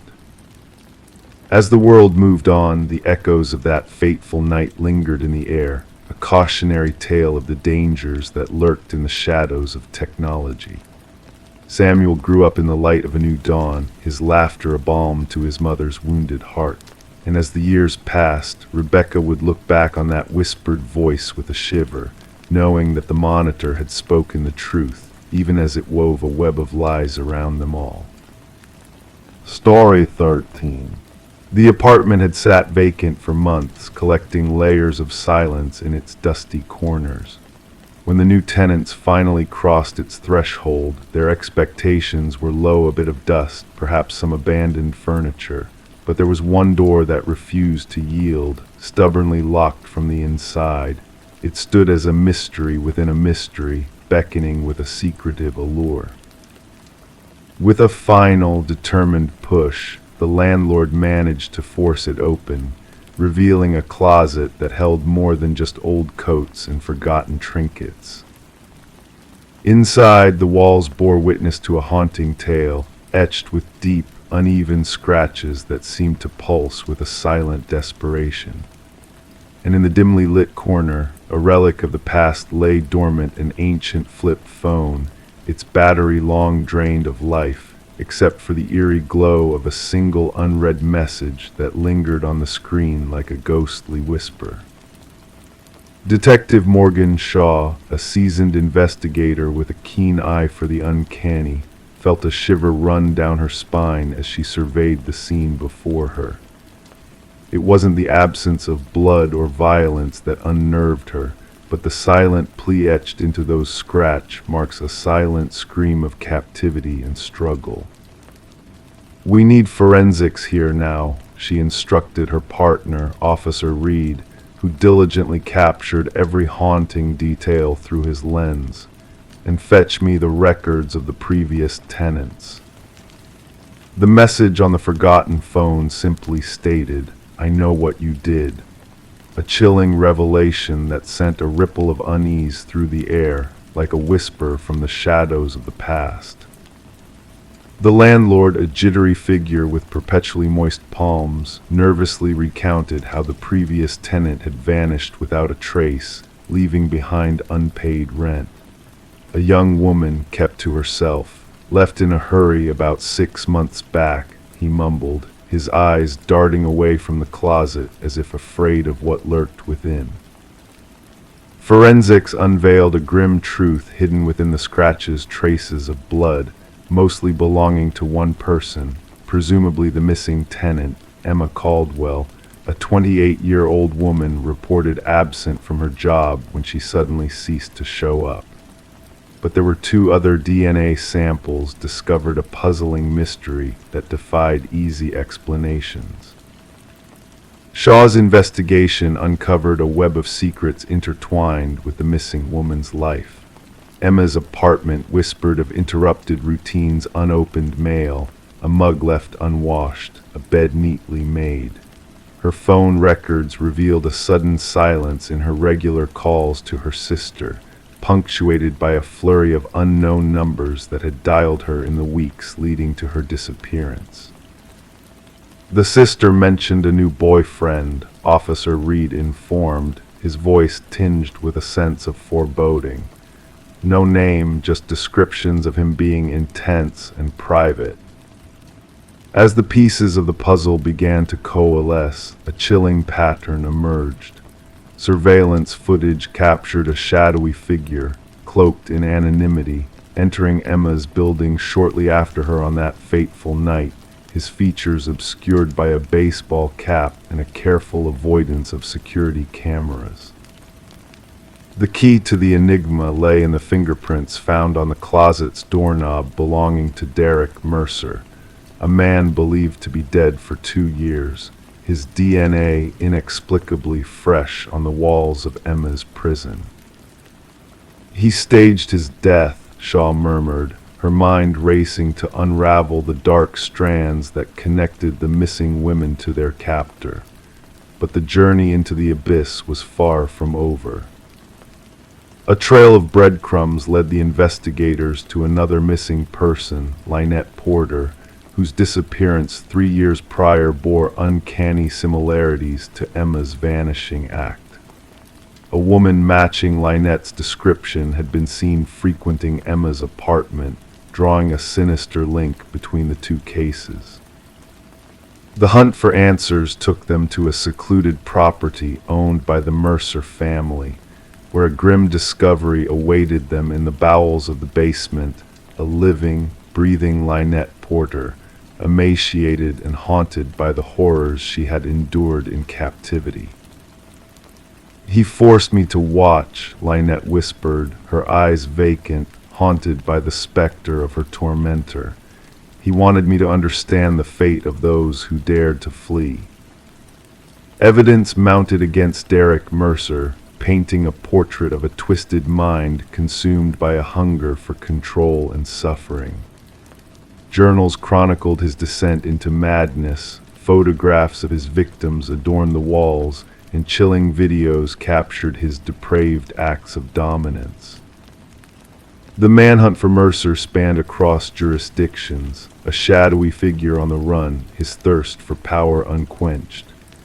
But as the net closed in around him, Mercer was apprehended at a bus terminal, his bags packed with tools of his trade: duct tape, a hunting knife, and a reminder of his past atrocities in the form of a newspaper clipping. During interrogation, Mercer exuded a calm demeanor, a facade of normalcy that belied the monstrous truth lurking beneath the surface. She sent that message to herself, he claimed, his voice dripping with a perverse sense of justification.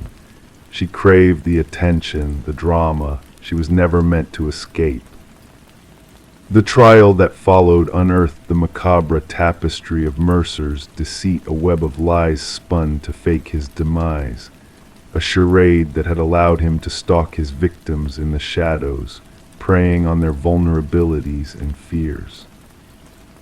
Emma's body was never recovered, lost to the darkness of that forsaken closet where her screams went unheard, her struggles in vain. The message on the phone, a final plea for justice, a silent cry for help preserved in digital amber.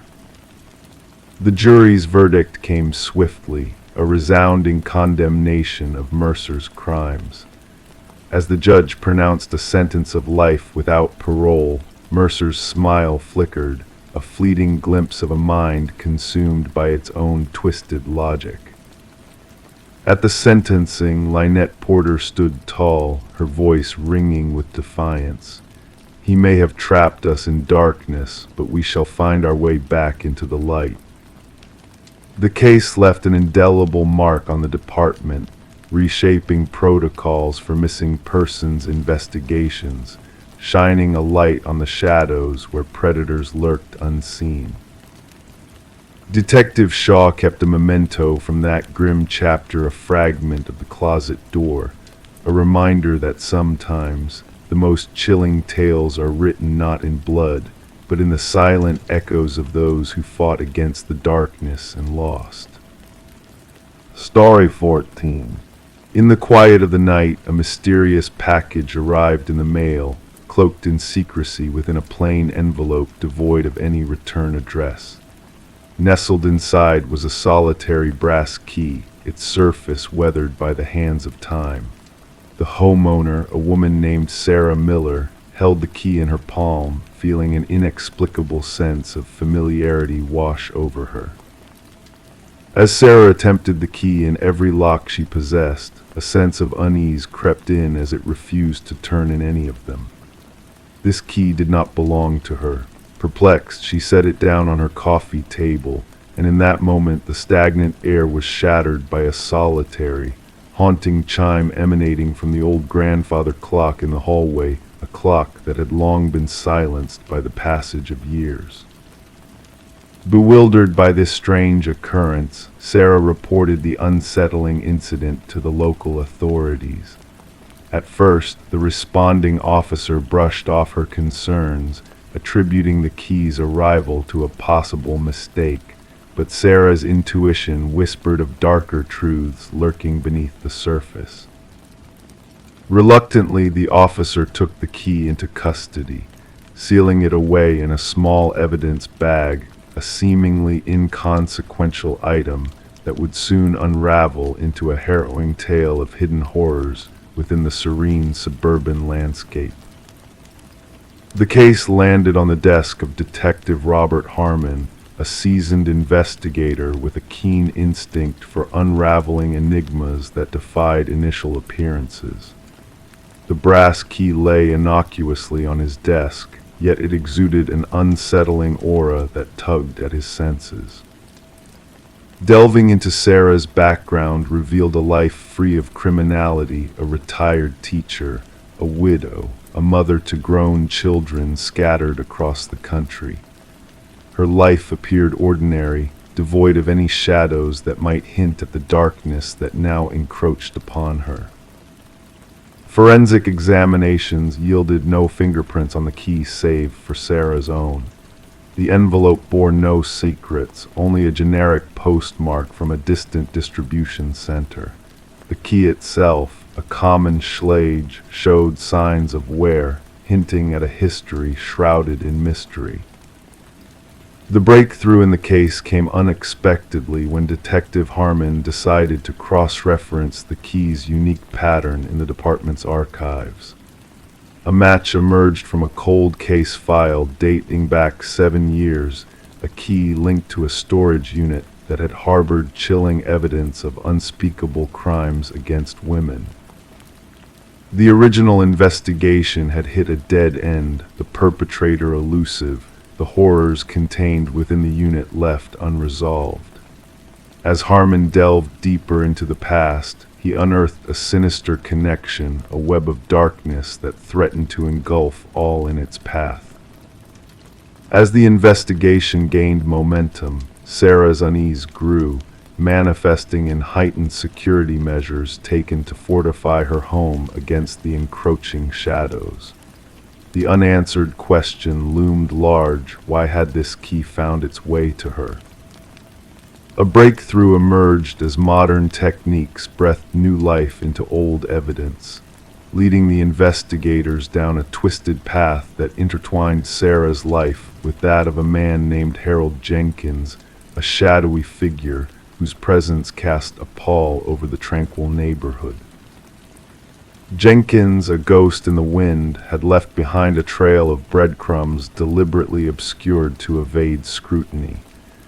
A man of mystery, his past shrouded in enigma, his intentions cloaked in malevolence. The true horror unfurled when a hidden chamber was unearthed beneath a cabin linked to Jenkins, a chamber lined with rows of brass keys, each bearing a name and a date, a macabre catalogue of lives intertwined with death. As the manhunt for Jenkins escalated, the community held its breath, gripped by fear at the revelation of a predator lurking in their midst. The press branded him the Keymaster, a moniker that echoed through the nation, a chilling reminder of the darkness that can fester behind closed doors. The hunt for Jenkins culminated in a tense standoff, a battle of wills that ended in tragedy as he chose to meet his end rather than face justice. But in his wake, Jenkins left behind a legacy of horror, a testament to the depths of depravity lurking within the human soul. And so, Sarah's life was forever altered by the brush of darkness that had grazed her world, leaving her adrift in a sea of unanswered questions and unspoken fears. The grandfather clock, once a harbinger of mystery, now stood as a silent sentinel to the terrors that had unfolded in its shadow. The brass keys, mute witnesses to unspeakable crimes, sat in solemn vigil in an evidence locker, a reminder of the fragility of safety, the thin veneer that separates the ordinary from the unspeakable. And as the night settled over the neighborhood once more, a sense of unease lingered in the air, a reminder that not all is as it seems in the stillness of the night. Story 15. In the dim light of the old library, whispers of a forgotten past lingered in the air. The workers, oblivious to the secrets hidden within the walls, carried out their task of demolition, but fate had other plans that day. A clumsy stumble revealed a hidden latch in the ancient bookshelf, triggering a soft click that echoed through the silence. The shelf swung open, unveiling a narrow passage shrouded in shadows, beckoning with a mysterious allure. The workers hesitated, their curiosity piqued as they peered into the hidden room. The air was heavy with the weight of time, untouched by human hands for decades. In the center stood a solitary chair, its presence commanding attention as if frozen in time, bolted firmly to the floor. The walls bore a haunting message, etched repeatedly in a frenzy: "I am still here." A sense of unease crept over the construction foreman as he radioed for the authorities. What had begun as a routine demolition now veered into the realm of the unknown. Detective Morgan Walsh, a seasoned investigator, arrived at the scene, his footsteps echoing in the eerie silence of the hidden room. The beam of his flashlight pierced the darkness, revealing the cryptic message that adorned the walls, a silent plea from the past.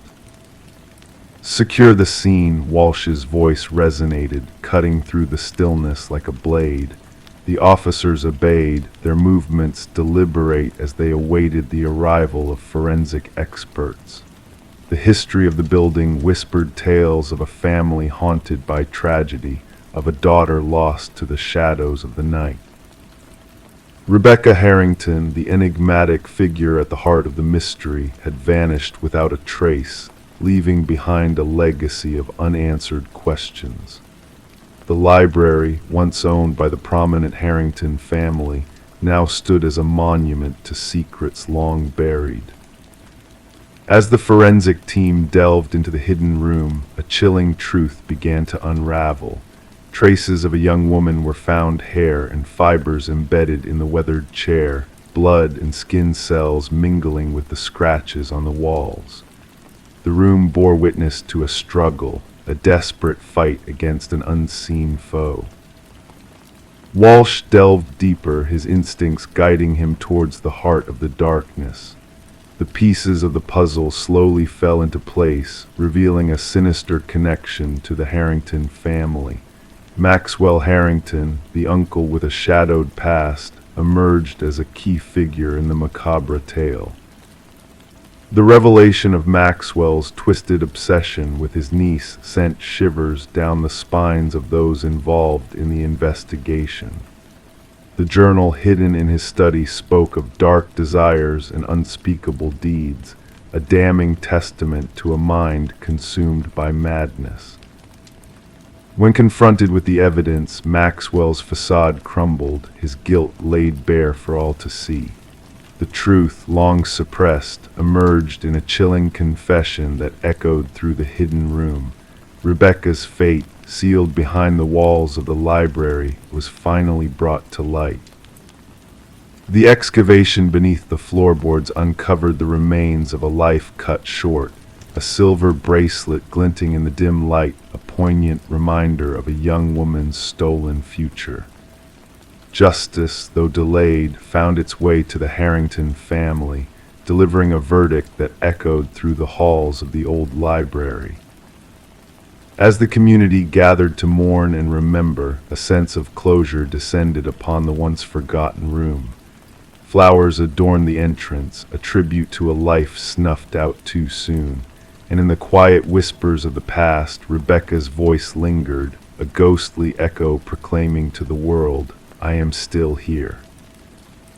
Story 16. The motel stood as a relic of forgotten days, its walls bearing the weight of transient souls passing through. A weary clerk handed her the key with a cryptic warning, his eyes holding a mystery he dared not speak. "Remember," he whispered, "avoid the last door on the left." Intrigue danced in her mind as she ventured down the shadowed corridor that night. The handle of the forbidden door sent shivers down her spine, its icy touch a prelude to the secrets held within. To the naked eye it appeared no different from its companions, yet as she pressed her ear against its surface, a presence stirred behind the veil of wood. Detective Morgan Reed awoke to a world cloaked in darkness, the crime scene beckoning her with a macabre allure. Crossing the threshold, a metallic tang tainted the air, a scent that spoke of tragedy. Blood had seeped into the fabric of the floor, painting a grim tableau of violence. Amidst the chaos, a young woman lay motionless, her form a stark contrast to the untouched surroundings. Reed knelt beside her, the weight of her gaze meeting vacant eyes that bore witness to a horror left unspoken. The forensic technician's words hung heavy in the air, a grim reminder of the pattern that had unfolded before them. 3 souls lost to the night, their only connection the cruel fate that bound them together. The victim's elegance clashed with the motel's neglect, a juxtaposition that spoke volumes of the darkness that lurked within these walls. As the pieces of the puzzle slowly fell into place, Reed found herself standing at the precipice of a truth that defied reason. Back at the station, the walls whispered tales of the fallen, their faces haunting the room where Reed sought answers. The threads of the investigation led her down a labyrinth of deceit, each revelation unraveling a web of lies carefully spun. Elaine Werner's life became a tapestry of secrets, her untimely demise a testament to the shadows that dwell in the hearts of men. Through tear-streaked confessions and trembling hands, the truth began to surface. A man known only as C emerged from the depths of Werner's past, his presence a specter that cast a pall over her memory. Reed delved deeper, unearthing a connection that defied logic. Charles Emerson, a figure of authority, stood at the center of the storm, his facade crumbling under the weight of suspicion. In the dance of interrogation, Emerson's veneer cracked, revealing a darkness that lurked beneath the surface. His denials fell on deaf ears as the evidence mounted against him, painting a portrait of a man consumed by his own desires. The courtroom bore witness to the unraveling of a facade, the mask of civility slipping to reveal the monster that lurked within. As the gavel fell and justice was served, Reed found herself haunted by the echoes of the past. The door on the left case became a cautionary tale, a reminder that darkness can wear many faces. Emerson's sentence echoed through the halls of time, a verdict that offered closure yet left questions unanswered. In the quiet moments that followed, Reed found herself drawn back to that fateful motel, her steps echoing down a corridor of memories. Behind closed doors, the ghosts of the past whispered their truths, a reminder that some secrets are never truly laid to rest. And in the silence of the evidence locker, 3 keys lay dormant, their metal a reminder of the lives forever altered by the touch of a killer's hand. Story 17. The tale began innocently enough for Michael and Sarah Klein, the new occupants of a Victorian-era house that whispered secrets of the past. Nestled in the heart of a quiet neighborhood, the house beckoned with its ornate woodwork and high ceilings that echoed with the stories of bygone days. One fateful day, a simple water stain caught Sarah's eye in the master bedroom. As they peeled away the layers of peeling wallpaper, a mysterious discovery awaited them. Scribbled in ink, the name Alina Winters adorned the wall, repeated in a frantic, uneven script that seemed to pulse with an eerie energy. Intrigued and unsettled, the couple delved into the mystery, only to unravel a tale stranger than fiction. Alina Winters, a name unknown to property records, emerged as a missing person from decades past. To their shock, the woman in the faded photograph bore a striking resemblance to the previous owner who had sold them the house, Margaret Cavendish, a woman with silver-streaked dark hair and enigmatic eyes. Driven by curiosity turned obsession, Michael and Sarah embarked on a journey to uncover the truth behind the name on the wall.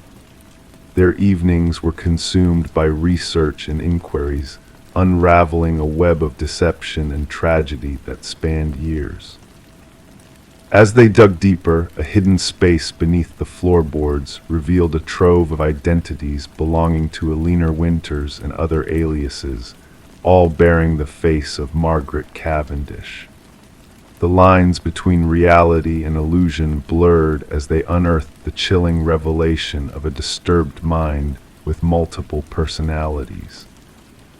Forensic investigations and DNA analysis further deepened the mystery, linking the written name on the wall to a psychiatric patient named Rebecca Eldridge, who had assumed the identity of Alina Winters in a desperate bid to maintain her fractured reality. The walls of their home became a confessional, revealing the dark secrets of a troubled soul trapped in a cycle of delusion and guilt. With each revelation, the past intertwined with the present, leading to a chilling discovery beneath the garden Alina Winters' remains, finally bringing closure to a long-forgotten tragedy. In a twist of fate, the elusive Margaret Cavendish was unmasked as Rebecca Eldridge, a woman haunted by her fractured mind and the echoes of a crime committed in a jealous rage. The names on the wall served as both a memorial and a testament to a fractured psyche struggling to reconcile truth with illusion. As the investigation unfolded, Michael and Sarah stood witness to a tale of darkness and redemption, their dream home forever marked by the echoes of a past that refused to stay buried. The walls themselves whispered of a murder long concealed, casting a haunting shadow over the once charming Victorian house, a place where reality and illusion intertwined in a dance of mystery and tragedy. Story 18: The Unseen Observer. She always avoided the attic, but the storm's fury forced her to confront its shadows. Up there, amidst the forgotten relics cloaked in dust and cobwebs, stood an old dollhouse. Its intricate design sent shivers through her as she gazed upon the meticulously arranged furniture within. But her unease deepened when she realized the figures within were not mere dolls, they were miniature replicas of her own family, each one placed with eerie precision, mirroring their positions downstairs. Except for one crucial detail, the figure meant to represent her was not seated as the others were. Instead, it stood near the attic door, a silent sentinel watching over the scene. Rebecca Morgan's fingertip traced the roof of the dollhouse, feeling the groove where the tiny wooden figure stood guard. A chill gripped her, unrelated to the cold draft whispering through the attic. This dollhouse had no place here, it belonged to another time, another home. This realization sparked a chain of events that would unravel a mystery as unsettling as it was sinister. The first tremors of alarm echoed with Rebecca's urgent call to the authorities.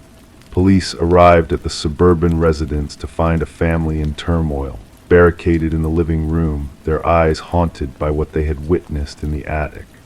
Detective Sarah Harmon, heading the investigation, initially dismissed their fears as a prank or the imaginings of unsettled minds in a new dwelling. But as the details emerged, a sense of unease settled over the detectives' team. The precision was what struck me, Detective Harmon later recounted. Each diminutive figure captured a unique aspect of the family members: the father's thinning hair, the son's favored hoodie, even the faint birthmark on the mother's hand. The turning point came when forensic analysis revealed fingerprints on the dollhouse belonging to none of the Morgans. More chilling still, microscopic cameras hidden in the figures' eyes linked to a sophisticated surveillance system concealed beneath the dollhouse. The unsettling truth revealed itself as the investigation delved deeper. The positions of the miniature figures didn't merely mimic the family's current whereabouts, they matched moments from various days, hinting at a prolonged observation of their lives. We weren't dealing with a run-of-the-mill stalker, Detective Harmon explained. This was an obsession of an intensity rarely encountered in criminal studies. A hidden entrance in the basement, concealed behind a pantry wall, unveiled a grim secret. Investigating the makeshift living space, littered with remnants of a clandestine existence, hinted at an intruder dwelling beneath the Morgan family long before they arrived. Food wrappers, water bottles, and a sleeping bag spoke of a presence lurking undetected for weeks. The absence of forced entry into the property raised more questions, especially given the house's previous vacancy. The enigma deepened as background checks unveiled the house's former owners, an elderly couple who had passed away, leaving their son, Martin Wells, to oversee the estate. Interviews with neighbors shed little light, save for a mention of lights flickering in the empty house, dismissed as routine property viewings. The breakthrough materialized through digital sleuthing, leading investigators to Wells' apartment across town. Inside, a chilling tableau unfolded. Walls adorned with photos of the Morgan family and prior residents, alongside meticulous journal entries chronicling their daily routines. But the most disturbing find lay in a workshop teeming with half-finished dollhouses, each representing a different household in the vicinity. Martin Wells, drowning in debt after his parents' demise, had concocted a twisted scheme to maintain control over the properties, surveilling their inhabitants through the miniature figures. The psychologist assigned to the case unraveled a tapestry of possessive delusion woven by Wells. Unable to relinquish his childhood home, he ensnared himself in a web of surveillance, using the dollhouses as conduits to dominate both the property and its occupants. When questioned, Wells remained eerily composed, stating, "I needed to ensure they respected my parents' legacy. They needed to know I was always watching." The court proceedings exposed the depth of violation inflicted upon the Morgan family. Wells faced a litany of charges, from stalking to unlawful surveillance, underlining the breach of privacy and security he had wrought upon unsuspecting tenants. The judge's verdict mirrored the family's shattered peace, condemning Wells for not only intruding into their domicile, but also into their most intimate moments, twisted for his perverse gratification. The case reverberated through legal circles, prompting a reevaluation of real estate protocols concerning property histories and tenant safety. Despite the closure brought by Wells' apprehension, the scars lingered for the Morgans. Rebecca, in her victim impact statement, shared a lingering unease, a ghostly specter of surveillance that haunted her daily routines. The family departed for a new abode, forever scarred by the realization that they had been mere pawns in a macabre game of control. As the chapter closed on this chilling saga, experts pondered how long Wells might have continued his clandestine operations had Rebecca not stumbled upon the dollhouse. His journals hinted at a shadowy existence spanning years, moving from one property to the next, crafting miniature replicas of families unbeknownst to their own watchers. Rebecca's vigilance persisted, scouring every nook and cranny of their new sanctuary, banishing all traces of miniature simulacrums. "Some days," she confessed, "I can't shake the feeling of being observed, manipulated like a puppet in someone else's twisted theater. I wonder if somewhere out there another dollhouse awaits, with a tiny version of me frozen in perpetual surveillance." The case of Martin Wells stands as a chilling testament to the depths of obsession and the fragile boundary between reality and the sinister shadows that lurk just beyond sight. Story 19. In a quiet neighborhood, a mysterious package arrived on Sarah Miller's doorstep. No return label, no tracking number, just a damp cardboard box glistening with morning dew. The address was correct, but the name, Daniel Whitaker, was a stranger to her. Sarah hesitated, knowing she should ignore it, leave it untouched, but curiosity beckoned, whispering secrets of the unknown. With trembling hands, she tore open the box, anticipating mundane contents. Instead, nestled within was a VHS tape and a solitary sticky note with a cryptic message: "Watch alone." Sarah found herself holding the black plastic tape, its weight unsettling in her palms, as if carrying the burden of forbidden knowledge. Her fingers traced the worn edges, feeling the history etched into the casing. The handwritten note bore the imprint of urgency, each stroke a plea for attention. As the suburban world hummed around her, dogs barking, children laughing, lawnmowers buzzing, Sarah brought the package inside, uncertainty clouding her thoughts. The tape's sender, Daniel Whitaker, remained a mystery, a phantom presence in her otherwise ordinary life. Despite her reservations, Sarah inserted the tape into her old VCR, the static on the screen gradually sharpening into focus. A dimly lit room materialized, casting shadows on a figure seated in a wooden chair. Daniel Whitaker's voice filled the silence, a solemn confession of innocence amidst chaos. His weary face, etched with fear and determination, recounted a tale of framed guilt and manipulated truths. The room around him spoke of transience, of a life lived on the edge of oblivion. Detective Eliza Ramirez, haunted by the enigma of the tapes, delved into the web of lies surrounding Catherine Walsh's murder. The pieces of the puzzle refused to fit neatly together, revealing a dark underbelly of corporate conspiracy and deceit. As Ramirez unearthed the truth behind Walsh's whistleblower case against PharmaCorp, the shadows deepened, obscuring the line between justice and manipulation. Sarah received a second package, a trove of incriminating evidence that shattered the facade of innocence carefully constructed around Daniel Whitaker. With each revelation, the truth emerged from the shadows, illuminating a path to redemption and retribution. The once suspect, now a victim of circumstance, emerged from the shadows, bearing the scars of a battle fought in the shadows of truth. In a quiet moment of reckoning, Sarah and Daniel stood on her porch, the echoes of their shared journey lingering in the air. The wrong address had led them down a path of unexpected redemption, a testament to the power of curiosity and the resilience of truth in the face of deception. As the VHS tapes lay dormant in evidence, silent witnesses to a tale of justice served, Sarah whispered, "The wrong address turned out to be exactly the right one."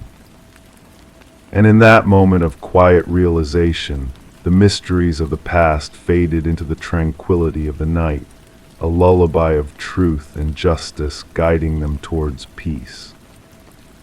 Story 20. She desired to redecorate the nursery before the new arrival. The walls sported a faded blue hue, holding whispers of tales within their worn layers. With each stroke of white paint, a hidden secret emerged, letters faint at first, then growing sharp and distinct, a message engraved beneath the surface.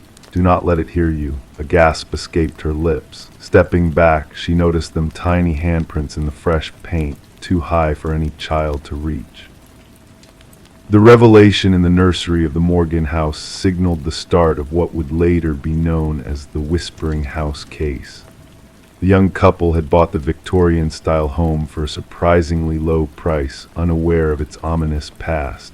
Detective Sarah Klein arrived at the doorstep, notebook at the ready. A pregnant woman answered, her belly pronounced under paint-splattered overalls. Dark circles framed her eyes, evidence of sleepless nights. The detective observed the woman's trembling hands as she recounted the discovery of the message and handprints. The previous owners vanished abruptly, the woman shared. Neighbors mentioned they left in the dead of night, packing only essentials into their car. In the historical home, Detective Klein's footsteps echoed on aged floorboards. In the nursery, she inspected the partially painted wall, the message still visible where the paint job had been abandoned. Beside it, 5 small handprints imprinted in the wet paint, positioned at a height unreachable by a child.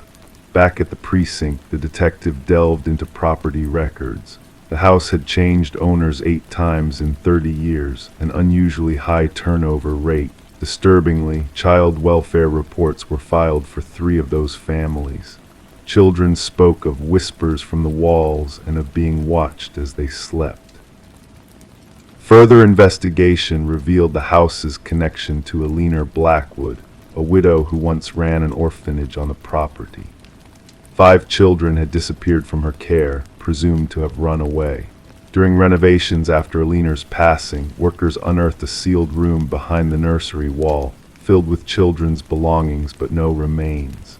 Detective Klein interviewed former residents, uncovering a chilling pattern of strange occurrences reported by families with children living in the house. Toys moved on their own, laughter heard in empty corridors, and drawings appearing mysteriously on walls. Each account led to the same message revealed during repainting: don't let them find you. Forensic analysis linked the writing to Alina's handwriting, while identical handprints of different children throughout the years added to the mystery. The investigation took a darker turn as ground-penetrating radar unveiled 5 child-sized anomalies beneath the basement floor. Breaking through the concrete exposed a grim truth: 5 sets of remains arranged in a circle, wearing pendants engraved with their names. These were the orphans who had vanished under Alina's care. Luminol sprayed in the nursery revealed countless handprints glowing in the dark, hidden beneath layers of paint. Alina's journals, recovered from archives, detailed her macabre beliefs of harnessing children's energy to extend her life. The children had left warnings on the wall, hoping for their fate to be discovered. The case concluded with the victims being laid to rest, their names finally recognized as murder victims. The house remained abandoned, the couple unwilling to return even for their belongings. Detective Klein's final report documented the eerie handprints and the message beneath the paint, acknowledging justice for the victims, yet acknowledging a lingering presence in the house. The nursery walls were torn down, but workers reported hearing whispers amid the rubble, refusing to return after their shifts.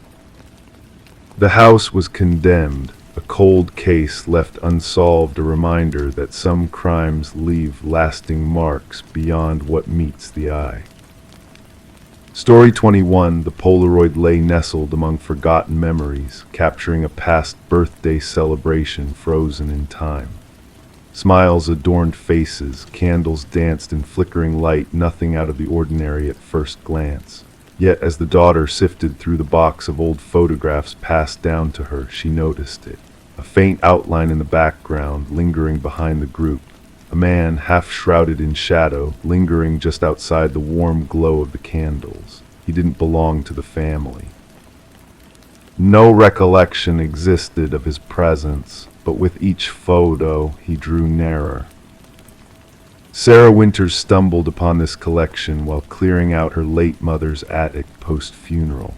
A simple cardboard box labeled Memories unveiled a trove of aged photographs chronicling bygone family gatherings from her childhood. The find should have evoked comfort, a treasury of joyous moments. Instead, it unveiled the gateway to a haunting ordeal. In the initial photo, he was barely discernible, a dark silhouette skirting the frame during her 7th birthday FT. The mysterious figure loomed near the glass door, obscured face fixed on watching. In the subsequent photo, snapped moments later, he had shifted indoors. By the 3rd, he positioned himself behind her uncle. Curiously, nobody in the photograph seemed aware of his looming presence. Trembling, Sarah dialed her father, recounting the unsettling revelation. "Dad, who is this man lurking in the background of these pictures?" A pregnant silence followed her query, then a sharp inhale. "What man? There shouldn't be anyone but family." Digital images of the Polaroids were swiftly dispatched to her father. His subsequent call bore an uncharacteristic tremor. "That's impossible. A stranger would have been noticed." Detective Marcus Reed attentively absorbed Sarah's account as she unfurled the photos across his precinct desk. Rain pattered against the windows, casting shifting shadows upon the evidence. The detective's weathered hands methodically traversed from one photo to the next, gaze narrowing. "And nobody recognized this individual?" he inquired, voice tinged with curiosity. "Nobody," Sarah affirmed, "but observe the progression." Aligning the photos in sequence, a revelation materialized before the detective's eyes. The enigmatic figure purposefully traversed the party in each photo, inching closer to the children. In the final image, he loomed directly behind Sarah's youthful self, a pallid hand extending towards her shoulder, just beyond the frame. "The photographer," Reed ventured, though skepticism colored his tone. "My mother captured all these. She set the timer and joined the frame. Copies were made, a case file initiated. In days, every surviving attendee of the party was contacted. None recalled the man, no hired servers, no visiting neighbors. The secluded property had been meticulously chosen for its privacy. Facial recognition software faltered the figure strategically obscured in each frame, as if cognizant of the camera's gaze. Yet a practiced, intentional air shrouded his posture. The probe might have stalled had Sarah not unearthed additional photos in other family albums. Varying gatherings, different years. Same figure perpetually lingering in the backdrop, perpetually overlooked in the moment. A tech specialist enhanced the images, unveiling obscured details. A wrist bearing a scar, a distinctive ring. A window's partial reflection revealing facial features erstwhile veiled by shadow. Breakthrough dawned with dental records. The teeth visible in an enhanced photo aligned with those of Robert Keller, a vanished maintenance worker once questioned in relation to 3 unsolved child abductions spanning the region. Cases grown cold over decades, cases coinciding with the dates of the documented gatherings. Keller had been employed by the firm tasked with maintaining the vacation property hosting Sarah's birthday, possessing master keys to numerous rental properties in the vicinity, properties where families congregated, properties from which children later vanished. Subsequent excavation beneath Keller's former home's foundations unearthed small artifacts, a hair clip akin to one worn by a missing girl, a toy car belonging to a vanished boy from a family reunion. A bracelet Sarah identified as her own one presumed lost in her childhood. Alone in her apartment, surrounded by photos unraveling concealed horrors, Sarah pondered. The detective's earlier call conveyed the identification of remains discovered near a vacation property. DNA confirmed it as one of the missing children. Her gaze drifted to the final birthday photo, the candles casting a warm radiance upon frozen familial visages. Behind her youthful self, half obscured by shadow yet unmistakably present, the figure observed, patient, calculating. Invisible to all in that jubilant instant. Revelation bridged unsolved cases spanning decades. Families were granted closure, albeit the antithesis of their prayers. The shadow in the family photos had stepped into the light of justice, his presence finally acknowledged after years of clandestine existence. Sarah gathered the photos, nestling them back into the box. They now stood as evidence, a testament to the peril posed by unseen threats captured on film, slipping unnoticed through festivities, leaving naught but faint imprints within frozen shards of time. Story 22, the gentle current meandered lazily that quiet morning, the surface of the water smooth as glass, undisturbed by even the faintest ripple. A lone fisherman lost in his thoughts nearly missed the peculiar sight of a weathered suitcase bobbing near the shore. Initially dismissing it as nothing more than discarded garments, he felt a shiver run down his spine as he approached, the pungent odor assaulting his senses, thick, oppressive, and unmistakable. The suitcase was ensnared by chains, its edges corroded by the elements. When the authorities pried it open, the contents within were far from what they expected. Instead of clothes, there was hair, fingers frozen in a macabre grip, and at the very bottom, a chilling note that simply stated, "This isn't the first." Detective Sarah Mercer arrived at the scene, a delicate handkerchief pressed to her nose to shield herself from the overpowering stench. The victim, a woman in her mid-30s named Catherine Walsh, lay before her, her once dark hair now matted, and her pallid skin bearing the marks of exposure to the elements. The meticulous work of the medical examiner captured every detail before the body was respectfully taken away.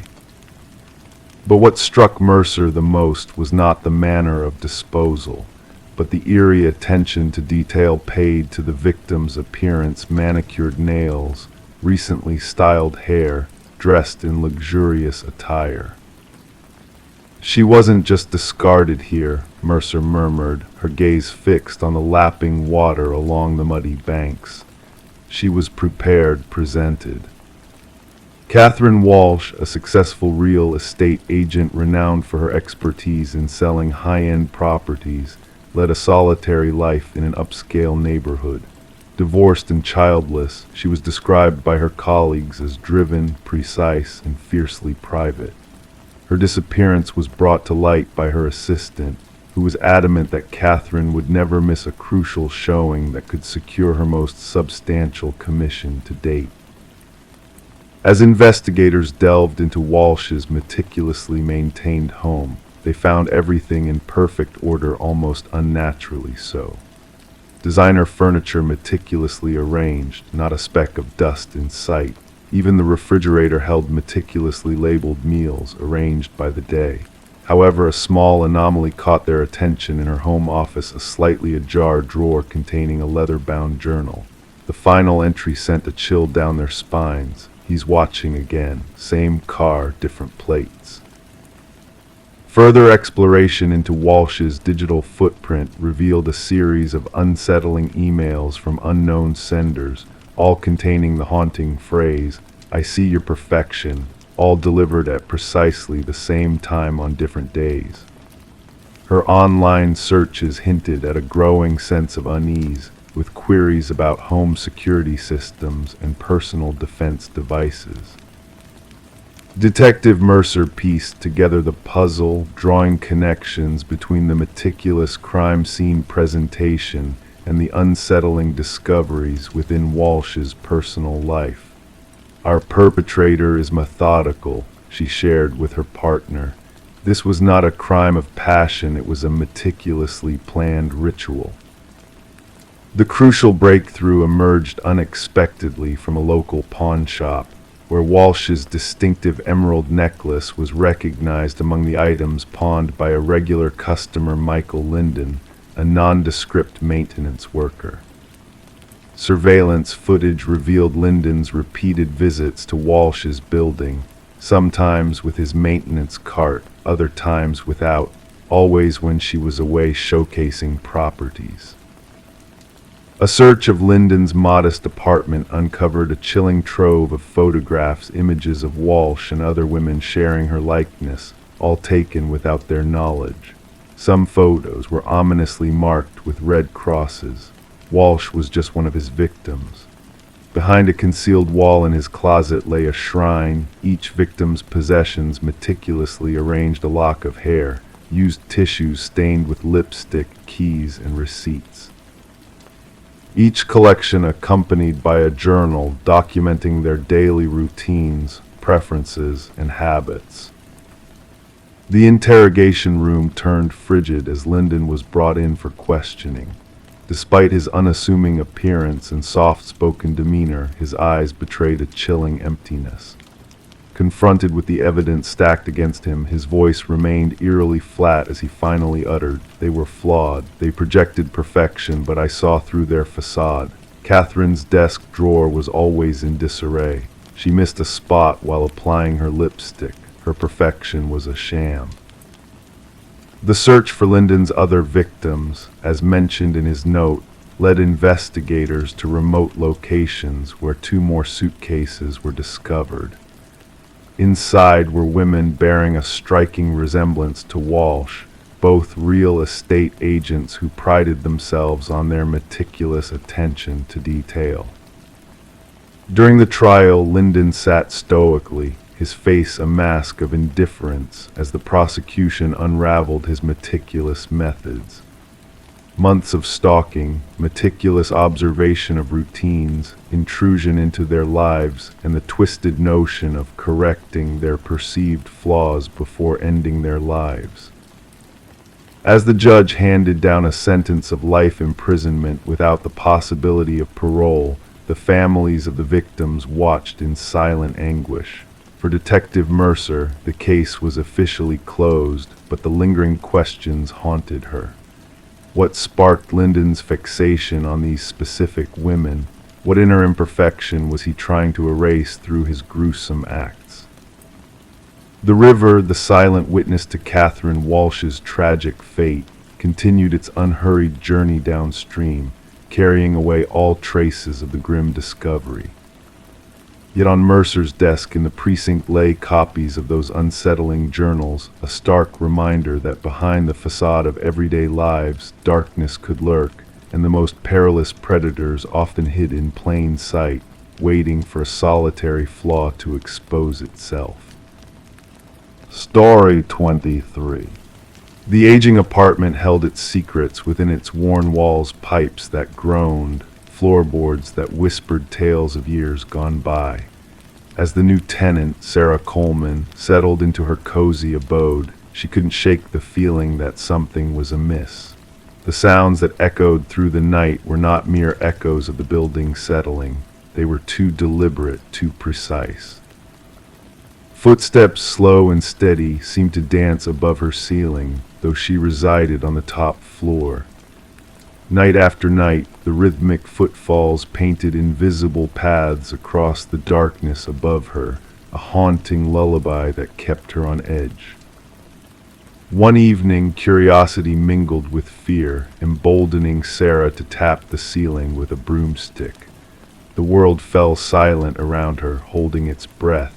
Then, in the stillness, a single knock reverberated from within the ceiling itself. Unnerved but determined to convince herself otherwise, Sarah dismissed the strange occurrence as the quirks of an old building. She turned up the volume on her television, buried her ears beneath headphones, anything to drown out the haunting footsteps that traversed the hidden spaces above her.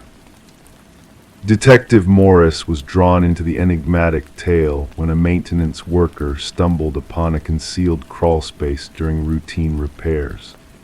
A leak in the hallway outside Sarah's apartment led to the discovery of a passage undocumented in the building plans. Within this clandestine realm, a makeshift living space was unveiled: discarded wrappers, empty bottles, a tattered blanket, and a cryptic notebook. The notebook held intricate details about Sarah Coleman, her routines, her habits, her very essence meticulously observed. The writing within started as orderly script but descended into chaos, with strange symbols adorning the margins. One chilling entry read, "The subject no longer responds to my signals. She has chosen to ignore me. No one ignores me." Forensic teams unearthed a labyrinth of passages woven into the building's structure, leading to different apartments yet converging at hidden vantage points within Sarah's dwelling. Interviews with past and present residents unveiled a tapestry of fear and unease, with whispers of being watched and unseen presences haunting the shadows.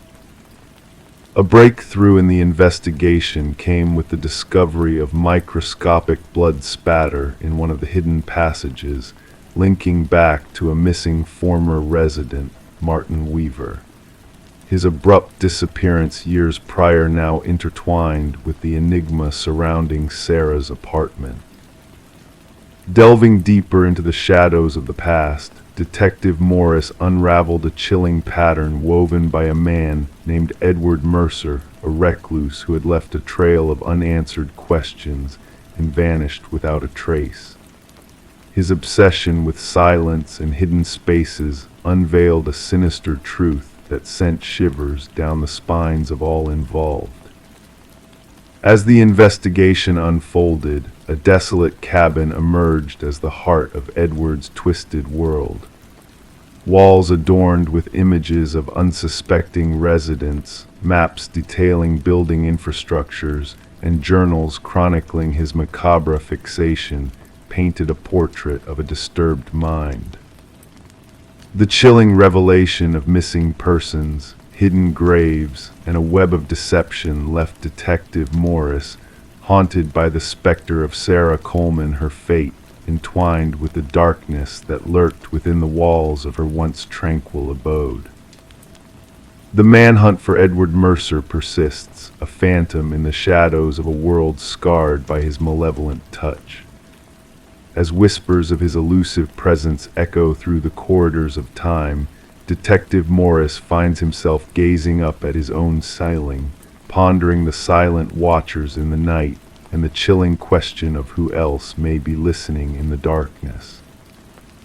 The tale of Sarah Coleman remains a cryptic enigma, a puzzle piece lost in the intricate maze of hidden spaces and forgotten whispers that linger within the walls of her vacant apartment, a testament to the eerie echoes of the past that continue to reverberate in the stillness of the night. Story 24. Once upon a time, there was a town that harbored a secret at the edge of the woods. Hidden in plain sight, a house stood alone, shrouded in mystery. Its windows were like dark eyes peering out into the unknown, and its porch, weary and weather-beaten, seemed burdened by the weight of forgotten years. No one in the town claimed ownership of the house, and its origins were lost to time, fading into whispers of the wind.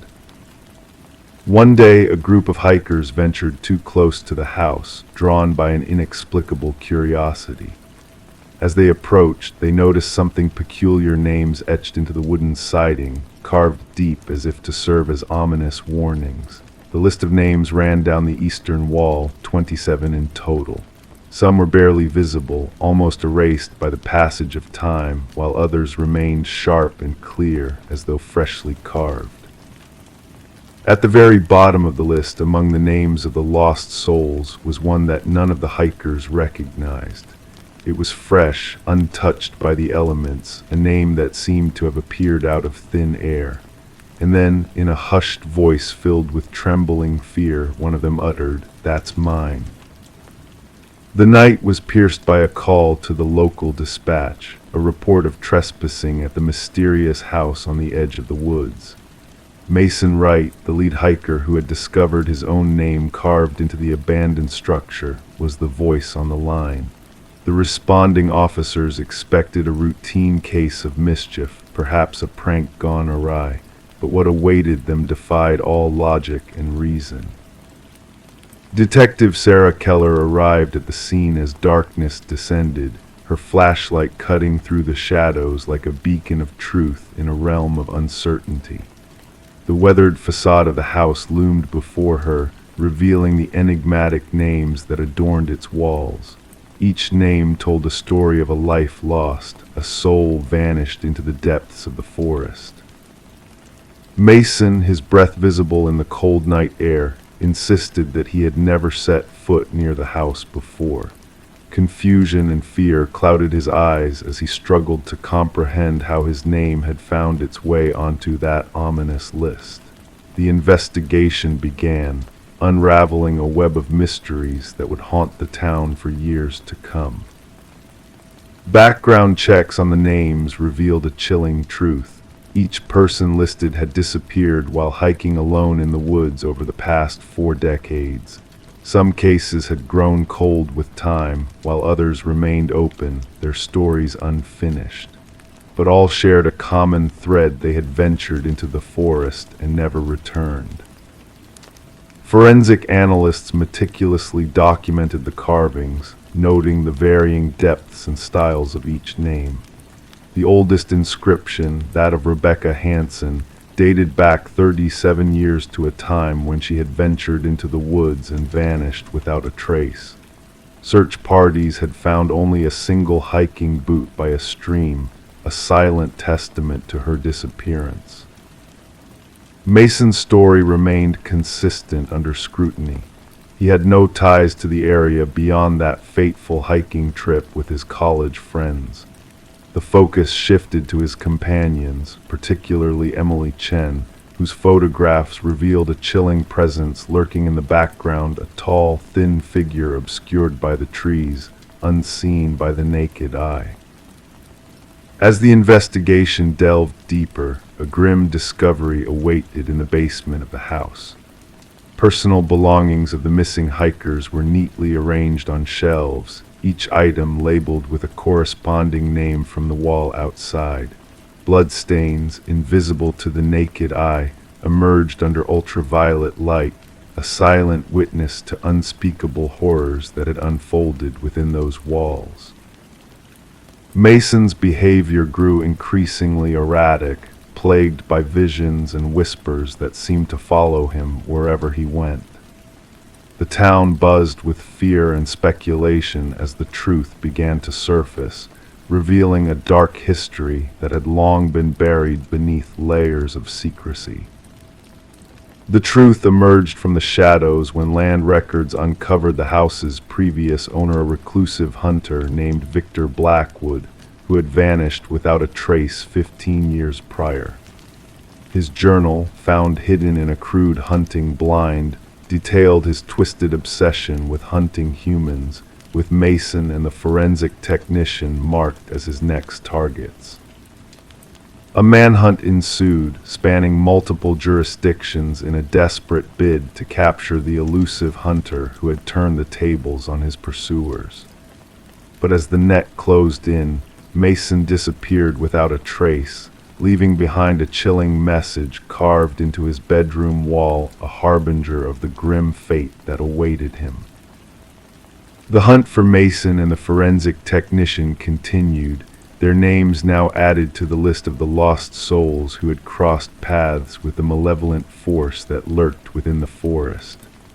The house, under constant surveillance, stood as a silent witness to the horrors that had unfolded within its walls, a grim reminder of the darkness that dwelled in the heart of the woods. As the investigation pressed on, new disappearances were reported in distant forests, echoing the same pattern of terror that had gripped the town. The names on the wall became a whispered legend among law enforcement, a cautionary tale of the dangers that lurked in the shadows, waiting to claim those who dared to venture too close. And so, the house at the edge of the woods remained a somber monument to the mysteries that lay hidden within its walls, a place where the lost souls found their final resting place, their names forever etched into the annals of a town haunted by the ghosts of its past. Story 25. In the depths of the night, a pocket dial echoed through the empty airwaves, a mere jumble of static and muffled whispers. The operator, on the verge of dismissing the call as a mere glitch in the system, froze as a voice pierced through the chaos. A woman's voice, tinged with frantic urgency, gasped, "He's here." And then a chilling silence descended, swallowing her words whole. The number traced back to an abandoned house, a relic frozen in time, its walls whispering long-forgotten secrets. No signs of intrusion marred the stillness within, no disturbances to betray the eerie calm that enveloped the place. Yet in the heart of the desolate kitchen, a phone lay perched upon the counter, its screen casting an ethereal glow in the darkness. The call had been placed mere moments ago, a phantom reaching out from the shadows of the past. Detective Morgan Reed stood in the hushed solitude, her fingers hovering over the playback button, drawn to the haunting whisper that lingered in the air, desperate, terrified, and inexplicably impossible. The abandoned homestead had once belonged to the Sullivan family, until tragedy tore them asunder in a blaze that devoured the west wing of their abode. Since their departure, the house had stood as a silent sentinel, untouched by the passage of time. With a furrowed brow, Morgan turned to her partner, Detective Walsh, a silent question hanging between them. Background check on the number, she inquired, her voice barely a whisper in the stillness. Registered to Catherine Sullivan, the daughter, Walsh replied, his tone tinged with a hint of unease. She passed 3 years ago in a car accident. The weight of the mystery bore down upon them, a tapestry of the inexplicable woven before their eyes. A phone belonging to a departed soul, reaching out from the beyond in a spectral call from the abandoned house. The dust on the counter bore witness to the phone's inexplicable presence, undisturbed save for the space it occupied, as if materializing out of thin air.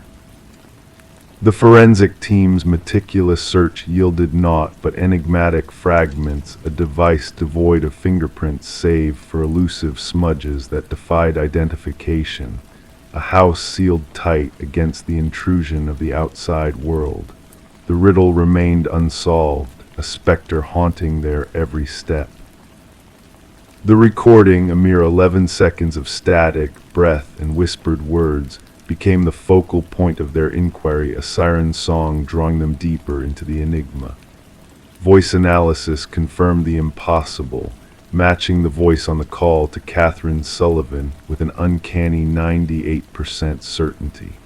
And the timestamp the call coincided with the very moment of Catherine's tragic demise, down to the minute.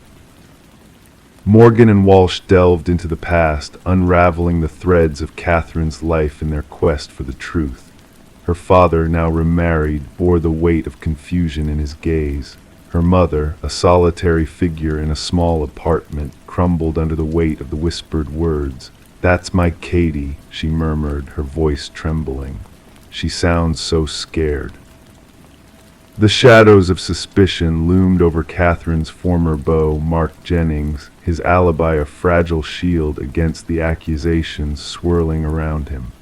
But the house had stood empty, its walls holding secrets untold. The call defied logic, a puzzle with missing pieces that refused to fit. And then a glimmer of hope, a call from Catherine's mother, her voice trembling with revelation. "I found something in her belongings," she confided, a tremor of uncertainty threading through her words. Katie kept a journal, the final entry it holds the key. Within the pages of the journal, a tale unfurled, a journey of love turned to control, of isolation and fear woven into the fabric of Catherine's existence. The final entry stood as a testament to her courage, a silent plea etched in ink. "He found out I'm leaving. He's furious. If anything happens to me, it wasn't an accident." Confronted with the damning words, Mark's facade wavered, his protestations ringing hollow in the face of the damning evidence. "You think I harmed Katie because of her words?" he challenged, the mask slipping from his features. "That's not proof." But proof awaited in the shadows of the past, buried beneath layers of deceit and subterfuge. The investigators, fueled by a relentless pursuit of justice, revisited the scene of Catherine's untimely end. And there, beneath the earth, 20 feet from the crash site, lay her true phone, a silent witness to the horrors she had endured. Forensic revelations painted a grim picture, deleted text speaking volumes of a deadly pursuit on the lonely roads that led to Catherine's demise.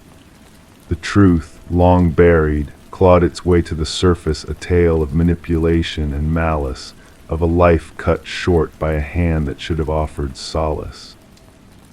As the pieces fell into place, Mark's facade crumbled, revealing the darkness that lurked within. His apartment, a shrine to a life extinguished, bore witness to his twisted obsession. The web of deceit he had spun, the phantom call he had orchestrated, all laid bare in the harsh light of truth. And so justice, in its inexorable march, found its mark. The jury's verdict echoed through the courtroom, a resounding condemnation of Mark's sins. And as Catherine's mother clutched the journal to her chest, a bittersweet sense of closure settled upon her. The phone from the abandoned house now rests in the evidence locker, a silent sentinel of a tale long told. Officers, in quiet moments, swear they hear its phantom ring a spectral echo of a voice silenced too soon. Catherine's story endures not as a ghostly whisper, but as a testament to the resilience of the human spirit to the truth that even in death, voices find a way to be heard. Story 26. The tale begins in a costume emporium on the verge of shuttering its doors, a place where old treasures found new homes as remnants of the past sought new beginnings. Amidst the chaos of liquidating inventory, a woman's hand hesitantly reached for a mask nestled on a forgotten shelf, its delicate features both captivating and eerily lifelike, as if it held a secret waiting to be unveiled. The cashier's voice wavered when she placed the mask upon the worn counter, a murmured confession escaping his lips, "That's not ours." Bewildered but undeterred, the woman inspected the mask, only to find no tag bearing its origin. With a nonchalant shrug, she decided to bring it to her abode, unaware of the mysterious journey that awaited her under the cover of night. As the moon cast its silvery glow through parted curtains, a soft rustle stirred the air, a whisper of fabric traversing the room. Startled from her slumber, the woman known as Catherine Reed sought the source of the nocturnal disturbance, only to find the mask perched upon her nightstand, its gaze fixed upon her in an unblinking vigil. The morning sun found Catherine's neighbor at her doorstep, a borrowed book in hand, only to be greeted by an unsettling tableau within her dwelling. The creak of the ajar door heralded a scene of quiet chaos, where light spilled into the dimness, illuminating a tragedy that would echo through the corridors of time. Detective Morgan arrived, a beacon of order in the midst of disarray, as forensics meticulously documented the silent screams etched upon the walls of Catherine's final abode. The shutter's rhythm provided a haunting backdrop to the hushed conversations that fluttered in the air like echoes of the past. Amidst the ordinary details that adorned the room, a partially open drawer, a lipstick-stained glass, the detective's keen eye discerned the extraordinary, the unspoken language of a life extinguished too soon. The medical examiner's somber pronouncement hinted at a demise shrouded in enigma terror imprinted upon tranquil features, a silent witness to the unfathomable. Catherine, a connoisseur of art authenticity, had led a life cloaked in the shadows of scrutiny, her keen eye a beacon in a world of illusions. Her demise, a puzzle wrapped in mystery, beckoned the detective into a labyrinth of secrets waiting to be unraveled. Security footage from the forsaken costume shop unveiled a shard of the truth, a fragment of a larger tapestry woven with threads of intrigue. The cashier's bewildered reaction, the owner's silent denial, all pieces of a puzzle waiting to be assembled. The detective's footsteps echoed through the hollowed halls of the shop, now devoid of its former treasures, as the owner's words dripped with a tinge of apprehension.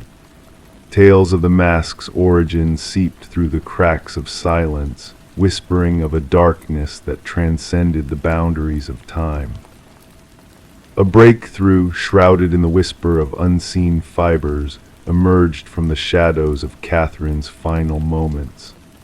The microscopic tendrils embedded in her grasp hinted at a struggle unspoken, a battle fought in silence against an unseen adversary. Records of past tragedies emerged, each victim a pawn in a macabre dance orchestrated by forces beyond mortal comprehension. The retired detective's trembling hands offered a glimpse into a world where masks held secrets untold, where the line between life and death blurred into obscurity. A hidden journal, a beacon of truth obscured by veils of deception, shed light upon the darkness that enveloped Catherine's final days. Her frantic words etched upon pages bore witness to a terror that transcended the ordinary, a malevolence that lurked in the shadows, waiting to claim its next victim. The detective pieced together fragments of a puzzle wrought with ancient symbols and unsolved mysteries, the veil of ignorance slowly lifting to reveal a truth too terrifying to behold. The mask, a harbinger of doom, bore witness to a cycle of death and rebirth that spanned centuries, its hunger insatiable, its purpose unfathomable. As the investigation delved deeper into the abyss of the unknown, a revelation emerged, a truth so chilling it sent shivers down the spine of even the most seasoned investigator. Surveillance footage captured a phantom figure, a specter clad in Catherine's visage, moving with an unnatural grace that bespoke a macabre puppetry at play. The mask, a vessel of ancient malevolence, slipped through the cracks of time, evading capture as it sought its next victim with ravenous hunger. Reports of its reappearance in a distant vintage shop echoed through the corridors of fate, a prelude to a tragedy waiting to unfold. The case, a tapestry of unsolved riddles and unanswered questions, lingered in the shadows of official records, a testament to the enigma that defied logic and reason. The detective, keeper of Catherine's journal, bore witness to a truth too unsettling for the light of day, a reminder of the darkness that lurked just beyond the veil of perception. As night descended like a shroud over the city, the detective, haunted by the specter of the mask, found solace in the silence of her chambers. She knew that somewhere out there, the mask lay in wait, its empty eyes fixed upon an unsuspecting soul, hungry for the essence that pulsed beneath mortal flesh. And so the cycle continued, a dance of shadows and whispers, a symphony of fear and longing that echoed through the corridors of time. The mask, a sentinel of doom, awaited its next victim, a vessel yearning to be filled with the light of life, moving from one host to the next in an eternal waltz that began eons ago and knew no end. Story 27. She gazed at her reflection in the misty mirror, a sense of unease creeping over her. Everything appeared normal, her face, her attire. Yet a flicker caught her eye, a movement not of her own making. Turning away, she expected the reflection to follow suit, but it remained fixed, watching her. So began the curious case of Rebecca Thorne, shrouded in mystery and intrigue, unfolding in a quiet suburban neighborhood. Rebecca led a solitary life in a modest apartment, known for her meticulous nature and reserved demeanor. Her days were structured around her job as a data analyst, a life governed by routine and precision. No one could have predicted that she would become entangled in a web of enigmatic events that would baffle investigators and unsettle the community for years to come. Initially, subtle disturbances disrupted Rebecca's sanctuary. Objects in her home shifted inexplicably, a mug relocated, books rearranged, her toothbrush out of place. She brushed off these anomalies as mere lapses in memory, attributing them to her long hours spent engrossed in work.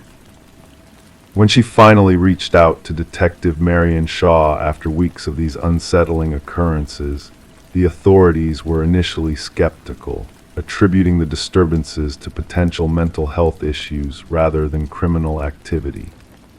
Yet the pivotal moment came with a chilling incident involving the bathroom mirror, where Rebecca recounted a disconcerting experience of her reflection behaving independently, evoking a sense of being constantly observed. A turning point arrived when surveillance footage captured a doppelganger of Rebecca entering her apartment while she was already at work miles away, a revelation that sent shivers down the spines of even the most seasoned officers. The imposter mirrored Rebecca's every move with eerie precision, raising questions of identity theft and targeted surveillance. As the investigation delved deeper, a pattern emerged. The doppelganger only infiltrated Rebecca's life during specific absences, hinting at a meticulous observer familiar with her routine.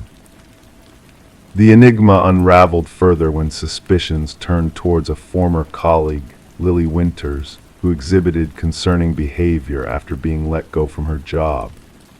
A search of Lily's residence uncovered a disturbing shrine dedicated to Rebecca, complete with meticulous observations of her habits, wardrobe duplicates, and unsettling videos of mimicry.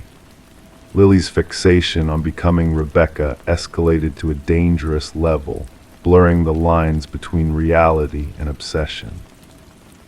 As authorities closed in on Lily, she vanished without a trace, leaving behind a trail of meticulous planning and a disturbing manifesto hinting at a sinister agenda. Despite extensive efforts to locate her, Lily evaded capture, successfully assuming Rebecca's identity and slipping into her life seamlessly. The unsettling truth emerged when security footage captured Rebecca returning to her former workplace, accessing confidential files while the real Rebecca remained in hiding, a chilling testament to the lengths one would go to in the pursuit of a stolen identity. To this day, Lily Winters remains at large, and Rebecca Thorne has vanished into anonymity, forging a new existence in seclusion. Detective Shaw, haunted by the case, keeps a photograph of the two women on her desk, a reminder of the blurred boundaries of identity and the value of protecting one's sense of self.